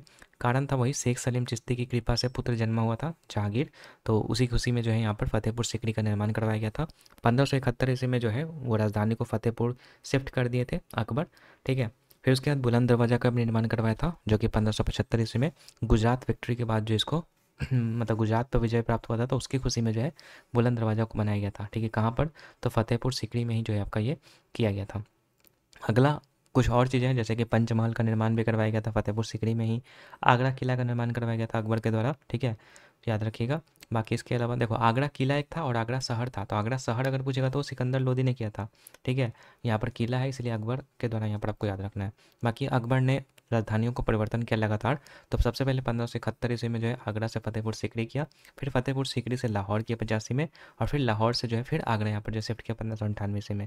तो ये इस तरीके से जो है मतलब चलता रहा था। ठीक है, अकबर का जो भी मतलब यहाँ पर था। ठीक है, अगला है आपका और याद करने का ट्रिक, मतलब कि कैसे आप याद कर सकते हैं। तो फैट मैन से याद कर सकते हैं। पहले फतेहपुर हुआ था और फिर उसके बाद जो है मनसबदारी प्रथा आई थी। ठीक है, तो फैट से फतेहपुर हो जाएगा 1570 में, और मैन से आपका मनसबदारी हो जाएगा 1571 में। हालांकि उतना कोई मतलब जानदार ट्रिक नहीं है, लेकिन फिर भी एक है, अगर आप चाहें तो याद कर सकते हैं इसको इस तरीके से। अगला बात करते हैं हम अकबर के नवरत्न के बारे में। ठीक है, तो कौन कौन से वो नवरत्न थे। तो बीरबल के बारे में पहले पढ़ चुके हैं, अबुल फजल जो कि अकबरनामा के लेखक हैं, टोडरमल जो कि वित्त मंत्री थे। ठीक है, फैज़ी के बारे में भी पढ़ चुके हैं, तो चार तो पहले ही पढ़ चुके थे। इसके अलावा तानसेन याद रखना है, अब्दुल रहीम खाने खाना जो कि मतलब फ़ारसी में अनुवाद किया गया था, जो बाबरनामा था उसको। उसके अलावा साथ में फ़कीर अज़ीउद्दीन का नाम याद रखना है, मुल्ला दो प्याजा और राजा मान सिंह। ये टोटल 9 यहाँ पर जो है नवरत्न थे। बाकी तानसेन के बारे में थोड़ा सा याद रखिएगा कि तानसेन का वास्तविक नाम अगर पूछेगा तो रामतनु पांडे याद रखना है, और गुरु का नाम था इनका स्वामी हरिदास। ठीक है, और अकबर ने इसको जो है मियाँ की उपाधि दे रखी थी। ठीक है, तानसेन को याद रखिए, इतना चीज़ आपको याद रखना है यहाँ पर नवरत्न के बारे में। अगला बात करते हैं हम लोग यहाँ पे समाधि के बारे में। ठीक है, टॉम्स के बारे में। तो याद रखिएगा टॉम्स में बाबर का जो था वो मकबरा वो पहले आगरा में था, काबुल में शिफ्ट किया गया था बाद में, हुमायूं का दिल्ली में ही था, और अकबर का आगरा में आपका जो है मकबरा है। ठीक है, अब आते हैं हम लोग यहाँ पे जहांगीर जो कि अकबर का पुत्र था। ठीक है, तो 1605 से लेकर के 1627 ईस्वी में जो है जहांगीर आपका रहता है। ठीक है, मूल नाम इसका जो है वो नुसरुद्दीन मोहम्मद सलीम था या फिर प्रिंस सलीम था। अकबर के खिलाफ इसने विद्रोह कर दिया था, मतलब जहांगीर ने अकबर के खिलाफ विद्रोह कर दिया था। और अकबर का अंतिम अभियान जो था वो खंडेस था। खंडेस कहाँ पे, तो अहमदनगर का एक हिस्सा था खंडेस। तो अंतिम अभियान अकबर ने वहीं पे चलाया था 1601 ईस्वी में। ठीक है, फिर इसके बाद मतलब ये कमज़ोर होने लगा था, मतलब बूढ़ा भी हो गया था अकबर, तो मतलब रूल करने की हालत में नहीं था। ठीक है, तो फिर इसका मृत्यु हो जाता है, और मृत्यु के बाद जो है फिर आपका जहांगीर जो है वो रूलर बनता है। लेकिन उसके पहले आपको बता दें कि जो क्या था। हाँ ठीक है और कुछ नहीं है इसमें। हाँ तो ठीक है, तो अब अकबर का मृत्यु हो जाएगा, अब जहांगीर आएगा। जहांगीर के बारे में सबसे पहले याद रखिएगा कि इसने दो प्रमुख विवाह, ऐसे तो बहुत सारे विवाह की थी लेकिन दो के बारे में याद रखना है। एक जो था वो मानमती से किया था, और एक आपका मेहरुनिसा से आपका विवाह हुआ था। मानमती यानी कि जगत गोसाई से हुआ था, तो ये मतलब एक प्रकार की राठौड़ राजकुमारी थी। ठीक है, संभ्रांत हिंदू पत्नी थी ये, और एक मेहरुनिसा थी जो बाद में नूरजहाँ के नाम से फेमस हुई थी। ठीक है, नूरजहाँ का जो है इसके लाइफ में काफ़ी ज़्यादा इंपॉर्टेंट रोल था, क्योंकि नूरजहाँ जो है वो बिहार अभियान में एक अफ़गान को हराई, और उसकी पत्नी मतलब सॉरी क्या बोल दिया मैंने, मतलब जो मेहरुनिसा से कैसे विवाह हुआ था इसका, तो बिहार अभियान जब ये कर रहा था जहांगीर, तो उसमें अफ़गान को एक हराया था, और अफ़गान की ही पत्नी थी ये नूरजहाँ। ठीक है, तो उससे फिर उसको हरा करके जो है मतलब इससे क्या कर लिया, विवाह कर लिया। और नूरजहाँ जो है काफ़ी अच्छा खासा प्रभाव छोड़ी थी, क्योंकि नूरजहाँ ने जो है मतलब नूरजहाँ के हाथ में ही जो वास्तविक सत्ता था, इसलिए मतलब नूरजहाँ काफ़ी ज़्यादा मतलब चर्चे में रहती थी। नूरजहाँ के द्वारा जो है काफ़ी सारी चीज़ें का भी निर्माण करवाया गया था, जैसे कि इतमाद उद्दौला का मकबरा निर्माण करवाया गया था, नूर महल का निर्माण करवाया गया था। ठीक है, तो इसलिए यहाँ पर ज़्यादा मतलब इंपॉर्टेंट बन जाता है। ठीक है, और नूरजहाँ ने ही जो है सबसे पहले याद रखिएगा पियत्रा ड्यूरा करके जो शैली था ना, इसका इस्तेमाल इसी ने किया था, नूरजहाँ ने ही किया था। ठीक है, ये क्वेश्चन अगर बन जाएगा तो थोड़ा सा याद रखिएगा, लिखा नहीं है लेकिन फिर भी थोड़ा सा माइंड में रखिएगा। इसके अलावा जंजीर आदिल जो है आपका जहांगीर के समय में चलता था, जो कि आपका कहीं से अगर न्याय नहीं मिल रहा है ना, तो वहाँ पर लोग जा करके जो है न्याय ले सकते हैं। लेकिन उसका कहना ये भी था कि वो एक अंतिम अंतिम मतलब कह सकते हैं अंतिम ऑप्शन है वो। ठीक है, अगर आपको कहीं से न्याय नहीं मिल रहा है तो आप आ सकते हैं, जंजीर आदिल का यूज कर सकते हैं। ठीक है, अगला जहांगीर के ही शासनकाल में दो अंग्रेज भी आए थे। ठीक है, पहला विलियम हॉकिंस आए थे 1608 ईस्वी में, हेक्टर जहाज से आए थे। ठीक है, व्यापारिक अनुमति लेने के लिए, लेकिन ये नहीं मिला था। ठीक है, असफल रहा था वो विलियम हॉकिंस। ठीक है, लेकिन जहांगीर ने जो उसको केवल सम्मानपूर्वक तोहफा देकर के क्या किया था, विदा किया था।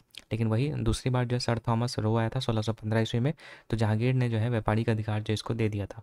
ठीक है, और सूरत में फैक्ट्री स्थापित करने की भी अनुमति दे दी थी। तो ये दो अंग्रेज का नाम याद रखना है जो कि जहांगीर के शासनकाल में आया था। पहले वाले को नहीं मिला था अधिकार, लेकिन दूसरे वाले को फिर दे दिया गया था। अगला है सिखों से संबंध।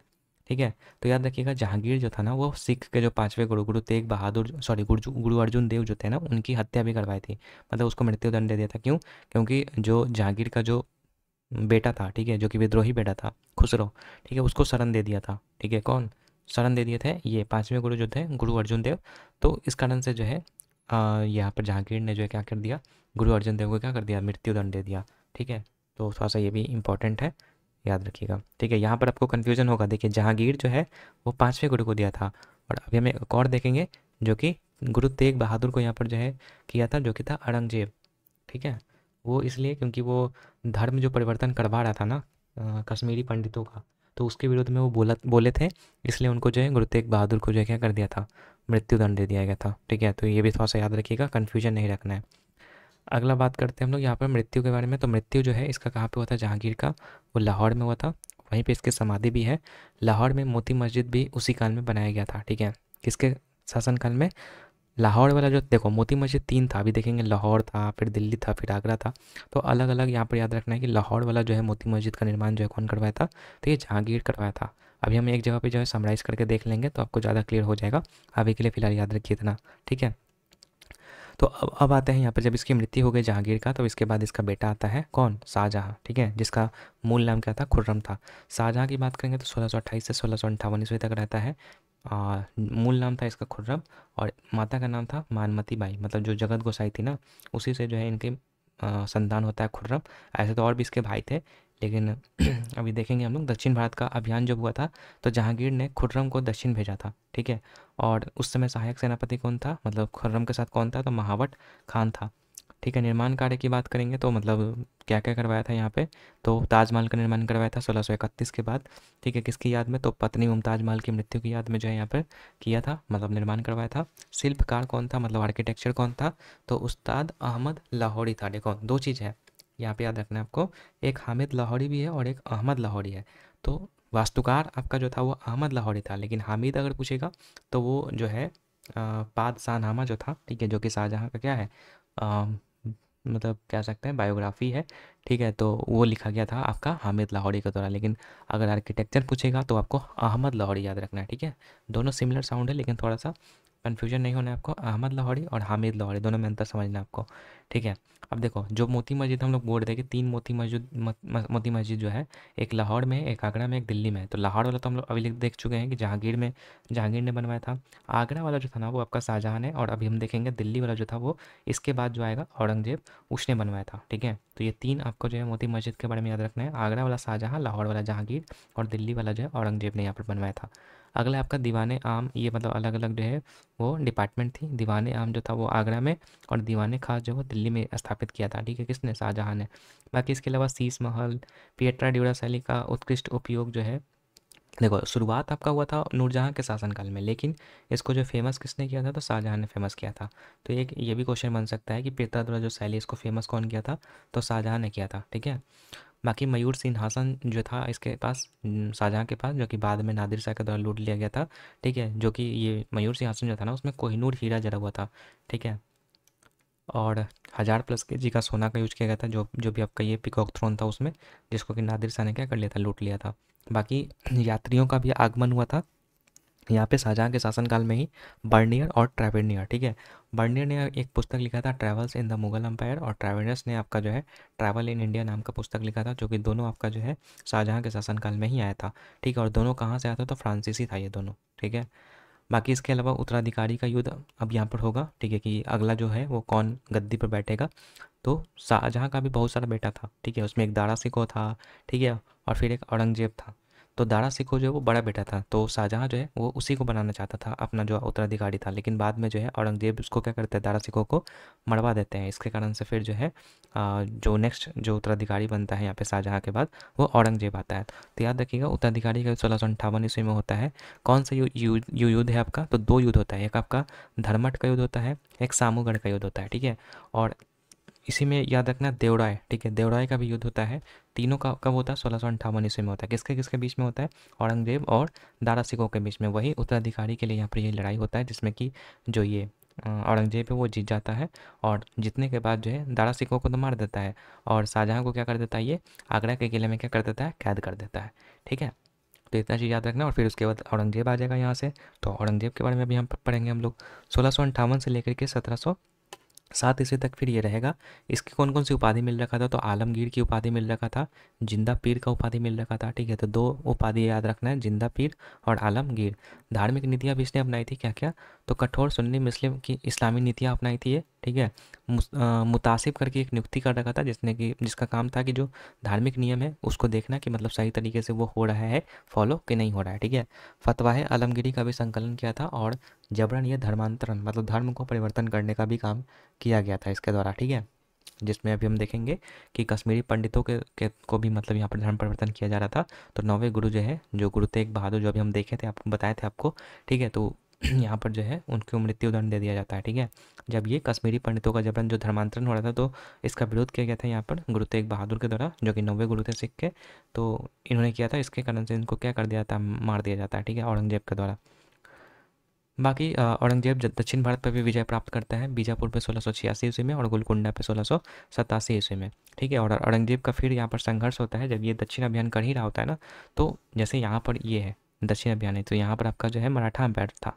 ठीक है, तो यहाँ से मराठा से यहाँ पर जो इनका जो औरंगजेब था, मराठा से यहाँ पर जो है इसका होता है युद्ध। ठीक है, जिसमें कि बहुत ज़्यादा ये पावरफुल थे मराठा संघर्ष, इस मतलब मराठा। तो इसके कारण से जो है औरंगजेब था जो था वो इस वाले रीजन को जो है अपने अंडर में करने में असफल रहा था। ठीक है, अभी देखेंगे यहाँ पे, तो देखो मराठा संघर्ष होगा यहाँ पे, शिवाजी महाराज से संघर्ष होता है। शाइस्ता खान को सबसे पहले जो है औरंगजेब ने भेजा था शिवाजी को नीचा दिखाने के लिए, हराने के लिए, लेकिन शिवाजी ने क्या कर दिया, 1664 ईस्वी में जो है शाइस्ता खान को हरा दिया। ठीक है, फिर इसके बाद जो है 1659 ईस्वी में जो है एक प्लान करते हुए अफजल खान जो था, ठीक है, अफजल खान जो है मतलब उसको चुपके से जो है मतलब मारने की मतलब फिराक में था, मतलब किसको, शिवाजी महाराज को।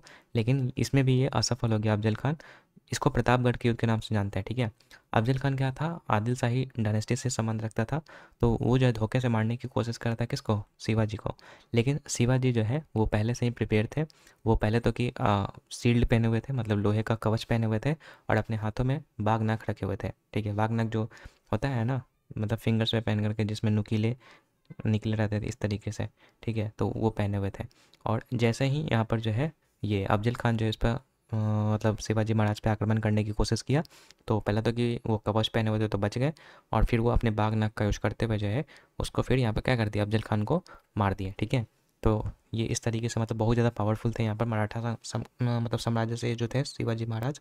इसके अलावा औरंगजेब का लक्ष्य जो है दक्षिण पर पूरा अधिकार करने का था, लेकिन शिवाजी के महाराज के कारण ये क्या हो गया, असफल हो गया। ठीक है, तो ये अलग अलग फिर यहाँ पर चालें भी चला था औरंगजेब, लेकिन कोई भी सफल नहीं हुआ। लेकिन उसी के बीच एक पुरंदर की संधि होती है 1665 ईस्वी में। औरंगजेब जो है इस संधि को ट्रीटी ऑफ सूरत के नाम से जानता है। ठीक है, मतलब ये कहता है, हालांकि उतना इंपॉर्टेंट लाइन नहीं है, छोड़ भी सकते हैं, बस सिंपल याद रखिए पुरंदर की संधि होती है 1665 ईस्वी में राजा जयसिंह और महाराणा प्रताप के बीच में। ठीक है, तो यहाँ पर याद रखिएगा, सॉरी महाराणा प्रताप बोल रहा हूँ, शिवाजी महाराज। ठीक है, शिवाजी महाराज और राजा जयसिंह के बीच में होता है। और यहाँ पर धोखे से जो है वो राजा जयसिंह क्या कर लेता है, कह सकते हैं कि जो शिवाजी महाराज थे उनको कैदी बना लेता है। और फिर जो संधि पर हस्ताक्षर हो जाता है, तो फिर इसमें ये डिसाइड किया जाता है कि मराठा के पास जो 235 किले थे ना, उसमें से कुछ किले जो है वो औरंगजेब को दिए जाएंगे। ठीक है, ये मतलब यहाँ पर जो डिसाइड होता है। ठीक है, और बता दें कि मराठा जो है मुख्यतः लूटपाट करते थे। ठीक है, रेडिंग करते थे, चौथ वसूलते थे। चौथ का था तो राजस्व का जो 1/4 हिस्सा जो है वो कर के रूप में देना पड़ता था। देशमुखी जो था वो अतिरिक्त कर लगता था, और गुरिल्ला युद्ध तकनीक का यूज करते थे। ये सब मराठा के द्वारा यूज किया जाता था। ठीक है, तो ये संधि हुआ था जब ना, तो उसमें शिवाजी को जो है 35 में से 23 किले जो है वो सौंप दिए गए थे। मतलब किसको सौंपना था, तो जिससे संधि हुआ था औरंगजेब से हुआ था, तो औरंगजेब को यहाँ पर सौंपना था। इसके बावजूद शिवाजी का पूर्ण समझौता नहीं हो पाया था, और औरंगजेब ने धोखे से शिवाजी को क्या कर लिया था, गिरफ्तार कर लिया गया था। लेकिन बाद में जो है शिवाजी भी जो है तुरंत ही मतलब वहाँ से जो है छूट करके बाहर आ जाते हैं, और फिर इनका जो है राज्याभिषेक होता है 1674 ईस्वी में। ठीक है, कहाँ पे, तो वही आपका शिवाजी और उनके पुत्र संभाजी किसी तरीके से औरंगजेब की कैद से भाग निकलते हैं, और फिर इनका जो है रायगढ़ किले में, ठीक है नाम याद रखिएगा, रायगढ़ किले में जो है इनका राज्याभिषेक होता है। स्वयं को जो है स्वतंत्र शासक घोषित करते हैं, और शिवाजी को जीवंत रहते औरंगजेब कुछ नहीं कर सका। ठीक है, मतलब शिवाजी जिस समय तक थे उस समय तक औरंगजेब जो है वो कुछ भी नहीं कर पाया, और तब तक वो वहीं पर एक ही जगह पर जो क्या था बैठा हुआ था। ठीक है, शिवाजी महाराज की बात करेंगे तो इनका जो मुख्य तथ्य मतलब याद रखिएगा इनके बारे में कि जन्म जिनका 1630 ईस्वी में शिवनेरी किले में हुआ था, और मृत्यु जो 1680 में बीमारी से हुआ था, किसी ने मारा नहीं था, बीमारी से इनकी मृत्यु होती है। ठीक है, पिता का नाम था शाहजी भोसले और माता का नाम था जीजाबाई, और बेटा कौन था? बेटा था आपका संभाजी महाराज। अगला है मराठा साम्राज्य की नींव जो शिवाजी महाराज ने ही रखी थी। प्रथम शासक जो है वो छत्रपति शिवाजी महाराज थे और उत्तराधिकारी जो इनका बेटा संभाजी महाराज था। ठीक है। शिवाजी महाराज की बात करेंगे तो इनकी पुतनियाँ और पुत्र कौन कौन थे? तो दो पत्नी थी इनकी मुख्य रूप से, मतलब ऐसे तो बहुत सारी थी लेकिन दो प्रमुख थी, सईबाई और सोयराबाई।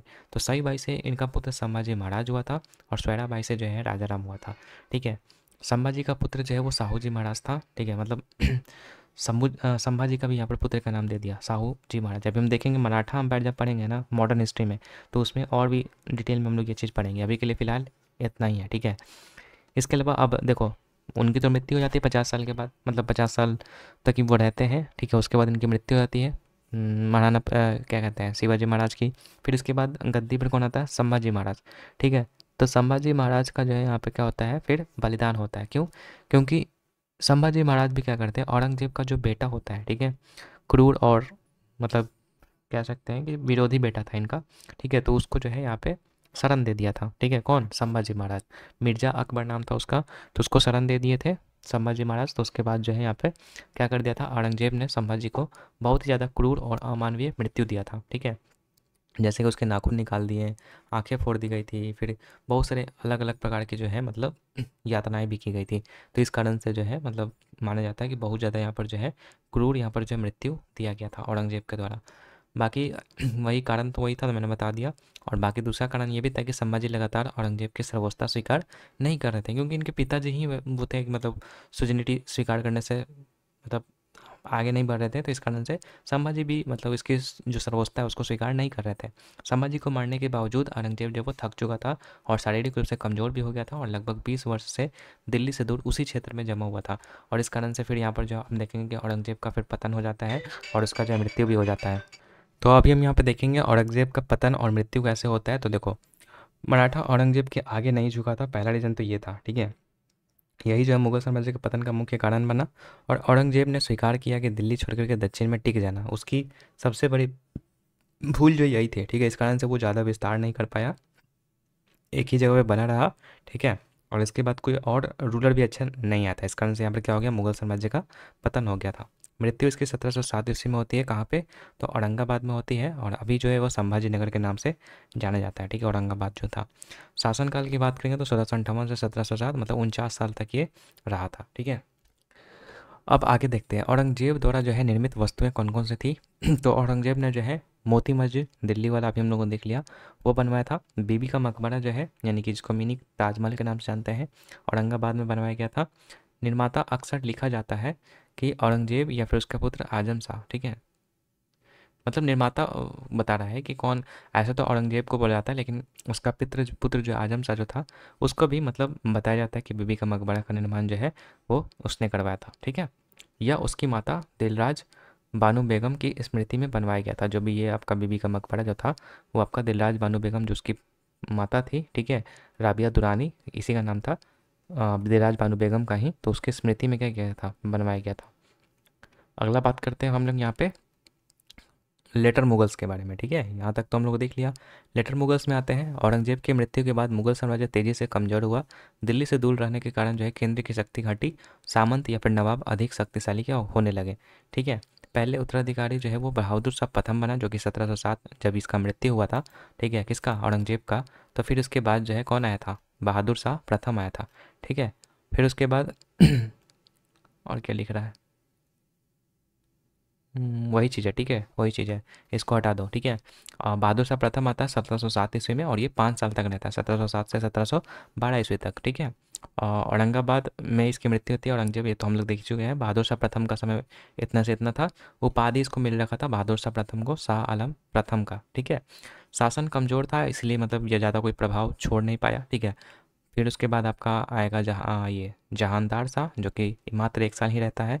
ठीक है। सिंहासन पर बिठाने वाला कौन था? तो जुल्फ़िकार खान था। ठीक है। जुल्फ़िकार खान की मदद मदद से वो बैठा था। ठीक है। कोई महत्वपूर्ण ये भी कार्य नहीं किया था, तो इसलिए ये भी आपका इंपॉर्टेंट नहीं है। फिर उसके बाद आपका आया था फारूक सियर। फारूक सियर के बारे में थोड़ा सा पढ़ना है आपको। 1713 से 1719 ईस्वी तक ये रहता है। सिंहासन पर कौन बैठा था? तो सैयद ब्रदर्स ने बैठाया था। ठीक है। सैयद ब्रदर्स कौन कौन थे? तो हुसैन अली खान थे और इसके अलावा अब्दुल्ला खान थे। ठीक है। इन दोनों ने बैठाया था, इसीलिए सैयद ब्रदर्स को किंग मेकर्स के नाम से भी जानते हैं। ठीक है। बाकी गोल्डन फरमान यहाँ पर जारी किया गया था यहाँ पर फारुखसियर के द्वारा 1717 ईस्वी में। क्यों? क्योंकि इसका जो है एक बीमारी ठीक किया गया था, मतलब फारुखसियर का जो है एक बीमारी था, उसको ठीक कर दिया गया था। तो इसके कारण जो है फारुखसियर ने जो है मतलब फरमान जारी कर दिया, जिसमें कि अंग्रेज़ों को जो है भारत में व्यापारिक सुविधाएं दे दी, और साथ ही साथ जो है बिना टैक्स के जो है मतलब व्यापार कर सकता है बंगाल में। ठीक है, ये बोल दिया गया था, जो कि बहुत बड़ा गलती था यहाँ पे फारुखसियर का। और यह फरमान जो है बाद में प्लासी के युद्ध का नींव बना। मतलब इसी फरमान देने के बाद जो है मतलब यहाँ पर फारुखसियर ने जो दिया था ना, फिर उसके बाद यहाँ पर हम देखेंगे कि प्लासी का युद्ध होता है, जो कि हम मॉडर्न हिस्ट्री में पढ़ेंगे। अभी अभी के लिए फिलहाल इतना ही। जो ये गोल्डन फरमान जो जारी किया गया था, इसी के फलस्वरूप आपका जो प्लासी का युद्ध होता है। ठीक है, बस ये इतना याद रखना है। अगला बात करते हैं, मृत्यु हो जाता है फिर फारुखसियर को। ठीक है, सैयद भाइयों ने मरवा दिया इसको, क्योंकि वह उनके नियंत्रण से बाहर हो रहा था इस कारण से, क्योंकि सैयद ब्रदर्स ने उसको बनाया था और उसी के हिसाब से वो नहीं चल रहा था। तो इस कारण से सैयद ब्रदर्स ने क्या कर दिया, उसको मरवा दिया। और क्यों मरवा दिया आपको समझ में आ ही गया होगा। ठीक है, फिर उसके बाद मोहम्मद शाह आएगा 1719 से 1748। इसका जो उपनाम है मोहम्मद शाह रंगीला था। रंगीले स्वभाव के कारण इसका उपनाम मिला था। ठीक है, रंगीला। बाकी आते ही जो है सैयद ब्रदर्स को मरवा दिया इसने। ठीक है, कारण ये था कि वो राजा को हटाते हैं बनाते थे, मतलब को हटाते या फिर बनाते थे। इस कारण से जो है क्या कर दिए, सैयद ब्रदर्स को यहाँ पर जो है मरवा दिया। ठीक है, उनको इसको ये लग रहा था कि अगर ये भी हम लोगों को क्या कर देगा, हटा देगा, मुझे हटा देगा, तो फिर दिक्कत होगा, इसलिए सैयद ब्रदर्स को भी क्या कर दिया इसने, मार दिया मोहम्मद सलांगिला ने। ठीक है, अब इसी बीच एक और चीज़ आपको पढ़ना है, यहाँ पर नादिर शाह का आक्रमण 1739 ईस्वी में होता है। ठीक है, ईरान का ये शासक था नादिर शाह। ठीक है, मोहम्मद शाह रंगीला के समय 1739 में आया था। दिल्ली में भीषण लूट इसने किया था। ठीक है, मयूर सिंहासन लूटा था जो शाहजहाँ के पास था, उसमें हीरे जवाहरात जो भी थे, कोहिनूर जो भी थे, वो लूट करके लेके चला गया आपका। ठीक है, और 5 बार टोटल अटैक किया था यहाँ पे। ठीक है, किसने, नादिर शाह ने, याद रखिएगा। बाकी इसके अलावा मोहम्मद सरांगीला का काल थोड़ा और देख लेते हैं। 1719 से 48 था। उसके बाद के मुगल शासकों का परीक्षा में सवाल नहीं आते। ठीक है, यहीं से मुगल शक्ति का अंत शुरू हो गया था। ठीक है, अब थोड़ा सा हम लोग जो आर्किटेक्चर थे उसके बारे में थोड़ा सा देख लेते हैं। मुगल आर्किटेक्चर में चार बाग शैली था, जो कि सबसे पहले इसका शुरुआत जो है किसने किया था, और ये बाबर ने किया था। चार बाग शैली क्या होता है, इस तरीके से होता है ये। ठीक है, यहाँ पर ये बाग होता है, और इधर एक रास्ता, दो रास्ता, तीन रास्ता, चार रास्ता, ये होता था। ठीक है, तो ये चार बाग शैली का सबसे पहले जो है बाबर के द्वारा इसका इस्तेमाल किया गया था। सबसे प्रमुख उदाहरण जो हुमायूं का मकबरा है चार बाग शैली का। इस शैली को मुगल ने विकसित किया था। प्रशासनिक पद क्या क्या था इसमें, तो मीर बख्शी था और दीवान था। मीर बख्शी जो मिलिट्री डिपार्टमेंट था, और दीवान जो था वो प्रशासन और वित्त विभाग था। ठीक है, प्रशासनिक पद में बात करेंगे तो ये तो मैंने बता दिया, मीर बख्शी और मीर दीवान। बाकी इंपॉर्टेंट टाइमलाइन क्या था, तो उतना इंपॉर्टेंट है नहीं, क्योंकि ये वो सब रूलर्स का यहाँ पर दिया गया है जो कि आपका ज़्यादा प्रभाव नहीं छोड़े थे। ठीक है, बाकी इसके ऊपर जो मैंने बताया है वो सब आपको यहाँ पर हो गया। बाकी अब थोड़ा सा छोटा सा टॉपिक बचा हुआ है, भक्ति और सूफी मूवमेंट है, और फिर उसके बाद आपका जो है हम लोग गुरु जो थे वो उसके बारे में पढ़ेंगे। तो देखो, भक्ति मूवमेंट में सबसे पहले बात करते हैं अर्थ के बारे में। ठीक है, तो भक्ति क्या होता है, हिंदू धर्म से संबंधित आंदोलन था ये। दो प्रमुख भाग थे इसके। ठीक है, भक्ति मूवमेंट के, सगुन भक्ति और निगुण भक्ति। सगुन भक्ति वैसी भक्ति थी जिसमें भगवान को जो है साकार के रूप में माना जाता था, और निगुण भक्ति में जहाँ पर भगवान जो है निर्विकार या फिर निराकार माना जाता था, मतलब ऐसा माना जाता था कि भगवान नहीं है। ठीक है, सगुन भक्ति के बारे में थोड़ा और डिटेल में पढ़ते हैं। तो सगुन भक्ति को मानने वाले में वैष्णव मत वाले थे, मतलब विष्णु के उपासक थे। ठीक है, मानने वाले को अलवार कहा जाता था। और पहली महिला अलवार की बात याद करेंगे तो ये अंडाल था। ठीक है, अंडाल इनका नाम था, जो कि पहली महिला अलवार थी। ठीक है, फिर एक शैव मत था जिसको कि शैव उपासक कहते थे। तो इसके मानने वाले जो है वो नैनार कहलाते थे। ठीक है, याद रखना। देखो, वैष्णव वाला जो है उसको अलवार कहते थे, जो वैष्णव वाले मत को मानता था उसको अलवार, और जो शिव वाले को मानता था उसको नैनार कहते थे। ठीक है, बाकी पहली महिला अलवार मैंने बता ही दिया। और बाकी अगर पूछेगा कि जो तमिल क्षेत्र में जो है काफ़ी ज़्यादा फेमस था ये शैव उपासक वाला, मतलब शैविज़्म। ठीक है, शैव शैव मत। इसके अलावा भक्ति दर्शनों के दार्शनिक मतलब कौन कौन थे, फिलोसफल स्कूल्स कौन कौन थे, तो देखो द्वैता जो थे वो आपका उसके दार्शनिक माधवाचार्य थे। द्वैत अद्वैत भेदाभेद की बात करेंगे तो ये निम्बकाचार्य थे। विशिष्ट अद्वैत की बात करेंगे तो रामानुजाचार्य थे। शुद्ध अद्वैत के वल्लभाचार्य थे। अद्वैत के आपके जो शंकराचार्य थे। तो थोड़ा सा आपको ये पॉज करके याद करने वाली चीज़ें हैं, तो याद करना पड़ेगा आपको। ठीक है, बाकी अद्वैत की बात करेंगे तो देखो इसमें अद्वैत है एक, और शुद्ध अद्वैत है। ठीक है, और एक विशिष्ट अद्वैत है, द्वैत अद्वैत है। तो थोड़ा सा कन्फ्यूजन होगा आपको, तो याद रखना कि अद्वैत अगर आएगा सिर्फ तो केवल ये शंकराचार्य का है। ठीक है, और हाँ बस, अगर अद्वैत सिर्फ है तो शंकराचार्य, शुद्ध अद्वैत है तो वल्लभाचार्य। ठीक है, विशिष्ट अद्वैत है तो रामानुजाचार्य, और द्वैत अद्वैत है तो निम्बकाचार्य। तो ये आपको थोड़ा सा कन्फ्यूजन करेगा, तो इसलिए थोड़ा सा पॉज कीजिए, थोड़ा सा याद कीजिए। अब आते हैं निगुण भक्ति। सगुन भक्ति हम लोगों ने देख लिया, अब आते हैं निर्गुण। निर्गुण भक्ति में क्या था, तो निर्गुण भक्ति में मुख्य संत कबीर और नानक का नाम आपको याद रखना है। कबीर दास के बारे में याद रखिए, इनका जन्म जो है वाराणसी में हुआ था। गुरु का नाम था रामानंद। कि क्या क्या रचना, मतलब जो रचनाएं या कविताएं जो थी, इसको बीजक कहा जाता था। ठीक है, हिंदू मुस्लिम एकता के प्रबल समर्थक थे कबीर दास। ठीक है, गुरु नानक देव की बात करेंगे तो सिख धर्म के संस्थापक थे। निर्गुण भक्ति पर ये जोर देते थे। ठीक है, और इसके अलावा और भी सगुन भक्त सगुन संत थे, जैसे कि मीराबाई और सूरदास। मीराबाई के बारे में याद रखिएगा, ये कृष्ण भक्त थे, भक्ति काल के प्रमुख संत। और सूरदास के बारे में याद रखिएगा, ये भी आपका कृष्ण भक्त के ही कवि थे। सूर सागर के रचयिता है सूरदास। ठीक है, इसके अलावा महाराष्ट्र में जो भक्ति आंदोलन होता है उसमें प्रमुख संत के बारे में याद रखिएगा, ज्ञानेश्वर थे और नामदेव थे। नामदेव के बारे में याद रखिएगा कि इन्होंने जो विठोबा की उपासना का प्रसार किया था। और विट्ठल, विट्ठल का मतलब क्या होता है, भगवान विष्णु का रूप। ठीक है, तो ये विठोबा की जो है उपासना का प्रसार किए थे कौन, नामदेव, महाराष्ट्र में। ठीक है, और एक नाम याद रखना है ज्ञानेश्वर का। लिंगायत संप्रदाय एक होता है कर्नाटका में, जो कि संस्थापक इसके बसवन्ना थे। भगवान शिव के उपासक ये भी थे, और पहनावे में जो है शिवलिंग को लटका करके रखते हैं। स्वयं को हिंदू मुख्य धारा से अलग मानते हैं, आज भी आरक्षण आदि को संदर्भ में चर्चा में ही रहते हैं। ठीक है, तो ये थोड़ा सा ही है। ठीक है, इसमें बाकी एक पॉइंट इसमें सर ने नहीं करवाया था, जो कि था आपका क्या, सूफी वाला। ठीक है, सूफी संत इसलिए नहीं करवाता क्योंकि उससे ज़्यादा क्वेश्चन नहीं आते हैं, खास करके जो नया ट्रेंड है तो उसमें एक भी क्वेश्चन नहीं देखने को मिला, इसलिए सर ने नहीं करवाया है। ठीक है, तो आपको भी इतना ही करना है। ठीक है, बाकी अगर डिटेल में पढ़ना है तो फिर बैच में तो मैंने करवा रखा है, उसमें आप कर सकते हैं।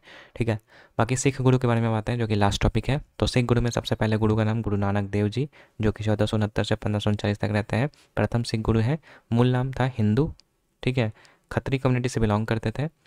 मूल धर्म मतलब हिंदू था और खत्री कम्युनिटी से बिलोंग करते थे। जैसे जैन हिंदू धर्म के विचारों से बाहर निकले, वैसे ही सिखिज्म की शुरुआत जो है गुरु नानक देव जी ने की थी। ठीक है, बाकी सिख फेथ के संस्थापक थे। संदेश दिया था एक ओंकार का। जन्म और मृत्यु के बारे में थोड़ा बात कर लेते हैं। जन्म स्थान जो इनका ननकाना साहिब जो था, वर्तमान पाकिस्तान में पड़ता है, वहाँ पर हुआ था। और मृत्यु जो है वो करतारपुर पाकिस्तान में हुआ था। ठीक है, सेकंड जो गुरु थे वो गुरु अंगद देव जो थे, ये गुरुमुखी स्क्रिप्ट का निर्माण करते हैं। ठीक है, गुरुमुखी जो लिपि है, ठीक है, पंजाबी भाषा की लिपि है, इसका शुरुआत किए थे ये। महत्वपूर्ण प्रशासनिक कार्य किए थे कि लंगर का जो है वो विशेष बल दिए थे इन्होंने। ठीक है, गुरु अंगद देव जी ने। वो उसके बाद गुरु अमरदास जी की बात करेंगे तो तीसरे गुरु थे ये। बहुत महत्वपूर्ण तथ्य इनके बारे में नहीं याद रखना है आपको, बस याद रखना है कि आनंद कारज का यहाँ पर जो है स्टार्ट करवाया था इन्होंने। आनंद कारज क्या था, तो विवाह प्रथा एक था एक प्रकार का। ठीक है, उसका प्रचलन करवाया था इन्होंने। छुआछूत और सामाजिक बुराइयों के विरुद्ध था ये। इसके अलावा गुरु रामदास जी जो कि चौथे गुरु है। अमृतसर की स्थापना का श्रेय इन्हीं को जाता है। नाम जो है गुरु का चक था और दूसरा नाम इनका जो है रामदासपुर था। ठीक है, आगे है पर्दा और जाति आधारित सामाजिक प्रतिबंध के विरोध थे ये, जो गुरु रामदास जी थे। फिर उसके बाद अर्जुन देव। अर्जुन देव के बारे में मैंने एक फैक्ट बताया ही था कि इनको जो है मरवाया था कौन, जहांगीर ने। ठीक है, पंचवें गुरु थे। आदि ग्रंथ का संकलन किया था और हरमंदिर साहिब इसका निर्माण जो है पूरा करवाया था। सोने की परत बाद में जो है फिर महाराजा रणजीत सिंह। देखो निर्माण किसने स्टार्ट करवाया था। ठीक है, निर्माण स्टार्ट करवाया था आपका, यहाँ पर था नाम लोग का भी, छोड़ो हटाओ। बस याद रखना है कि इसका जो निर्माण कौन पूरा करवाया था, तो गुरु अर्जन देव ने ही यहाँ पे पूरा करवाया था। और सोने की परत कौन चढ़वाया था, जो ये स्वर्ण मंदिर है उस पर, तो महाराणा रंजीत सिंह ने चढ़वाया था। ठीक है, इसका मृत्यु जहांगीर ने दिया था। क्यों दिया था, क्योंकि खुसरो को जो शरण दे दिए थे, ये सब ऑलरेडी हम लोग देख चुके हैं। अगला है गुरु हरगोविंद, जो कि छठे गुरु है। इनका उपनाम जो है सोल्डर सेंट के नाम से जानता है, सैनिक संत के नाम से जानता है। सिखों की सुरक्षा हेतु हथियार ये उठाए थे। ठीक है, इसके अलावा ठीक है अकाल तख्त की भी स्थापना ये करते हैं। ठीक है, दो तलवारें धारण की। ठीक है, इन्होंने मीरी और पीरी। मीरी जो है वो संसारिक शक्ति था और पीरी जो था वो आध्यात्मिक शक्ति था। ठीक है, सातवें गुरु का नाम था गुरु हर राय जी, जो कि सातवें गुरु थे। महत्वपूर्ण तथ्य इनके बारे में ज़्यादा नहीं है। ठीक है, बस याद रखना कि प्रकृति प्रेमी और औषधियों का ज्ञान इनको था। आठवें गुरु जो थे वो ये थे आपके गुरु हर कृष्ण जी। उपनाम था इनका बालापीर। कम उम्र में ही ये गुरु बने थे और औरंगजेब के समकालीन थे, मतलब औरंगजेब के समय में ये थे। ठीक है, मृत्यु इनका हुआ था स्मॉल पॉक्स के, स्मॉल पॉक्स यानी कि वही स्मॉल पॉक्स जो आप जानते होंगे, उससे जो है कम आयु में इनके निधन हो गया था। मतलब कम उम्र के गुरु भी बने थे ये हरे कृष्ण जी, और इनकी मृत्यु भी कम उम्र में हो गई थी। अगला है गुरु तेग बहादुर, जो कि नौवें गुरु थे। ठीक है, आनंदपुर साहिब शहर की स्थापना किए थे और औरंगजेब ने इसकी हत्या करवा दी थी। ठीक है, कारण जो है इस्लाम कबूलने से इनकार कर दिया था। पीड़ितों की रक्षा किए थे, ऑलरेडी हम लोग देख चुके हैं वही कश्मीर पंडित वाला। ठीक है, अगला 10वें गुरु गुरु गोविंद सिंह जी। 10वें और अंतिम गुरु यही थे, ठीक है। खालसा पंथ की स्थापना करते हैं ये 13 अप्रैल 1699, उस दिन बैसाखी का दिन था, ठीक है। घोषणा उस दिन करते हैं कि आदि ग्रंथ को ही अंतिम गुरु यहाँ पर जो है माना जाएगा, ठीक है। फिर इसके बाद से कोई और गुरु नहीं आए, आदि ग्रंथ को ही जो है वो गुरु मान लिया गया। 2 अफगानों द्वारा इनकी हत्या कर दी जाती है। फिर इसके बाद इनका उत्तराधिकारी जो है बंदा बहादुर बनता है। बंदा बहादुर कोई गुरु नहीं थे, ठीक है, याद रखिएगा, बस एक प्रकार का उत्तराधिकारी थे, क्योंकि उस समय ये बोल दिया गया था कि जो अकाल तख्त जो आदि ग्रंथ है ना, उसे ही जो है आपका गुरु माना जाएगा, ठीक है।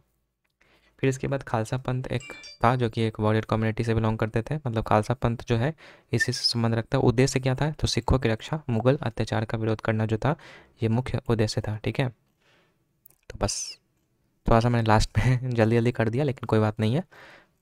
थोड़ा सा जब तक आप एक बार खुद से भी नहीं देखोगे पीडीएफ, तब तक आपको याद भी नहीं होगा। तो ऐसे एक बार आप फिर से पीडीएफ तो मैं दे दूँगा पीडीएफ को टेलीग्राम के ऊपर, तो वहाँ से आप जा करके जो इसको ले सकते हैं। बाकी देखो एमसीक्यू जरूर लगाइएगा, ठीक है। एमसीक्यू से जो भी छूटे हुए फैक्ट है ना, वहाँ से आपको जो है कवर हो जाएगा, ठीक है।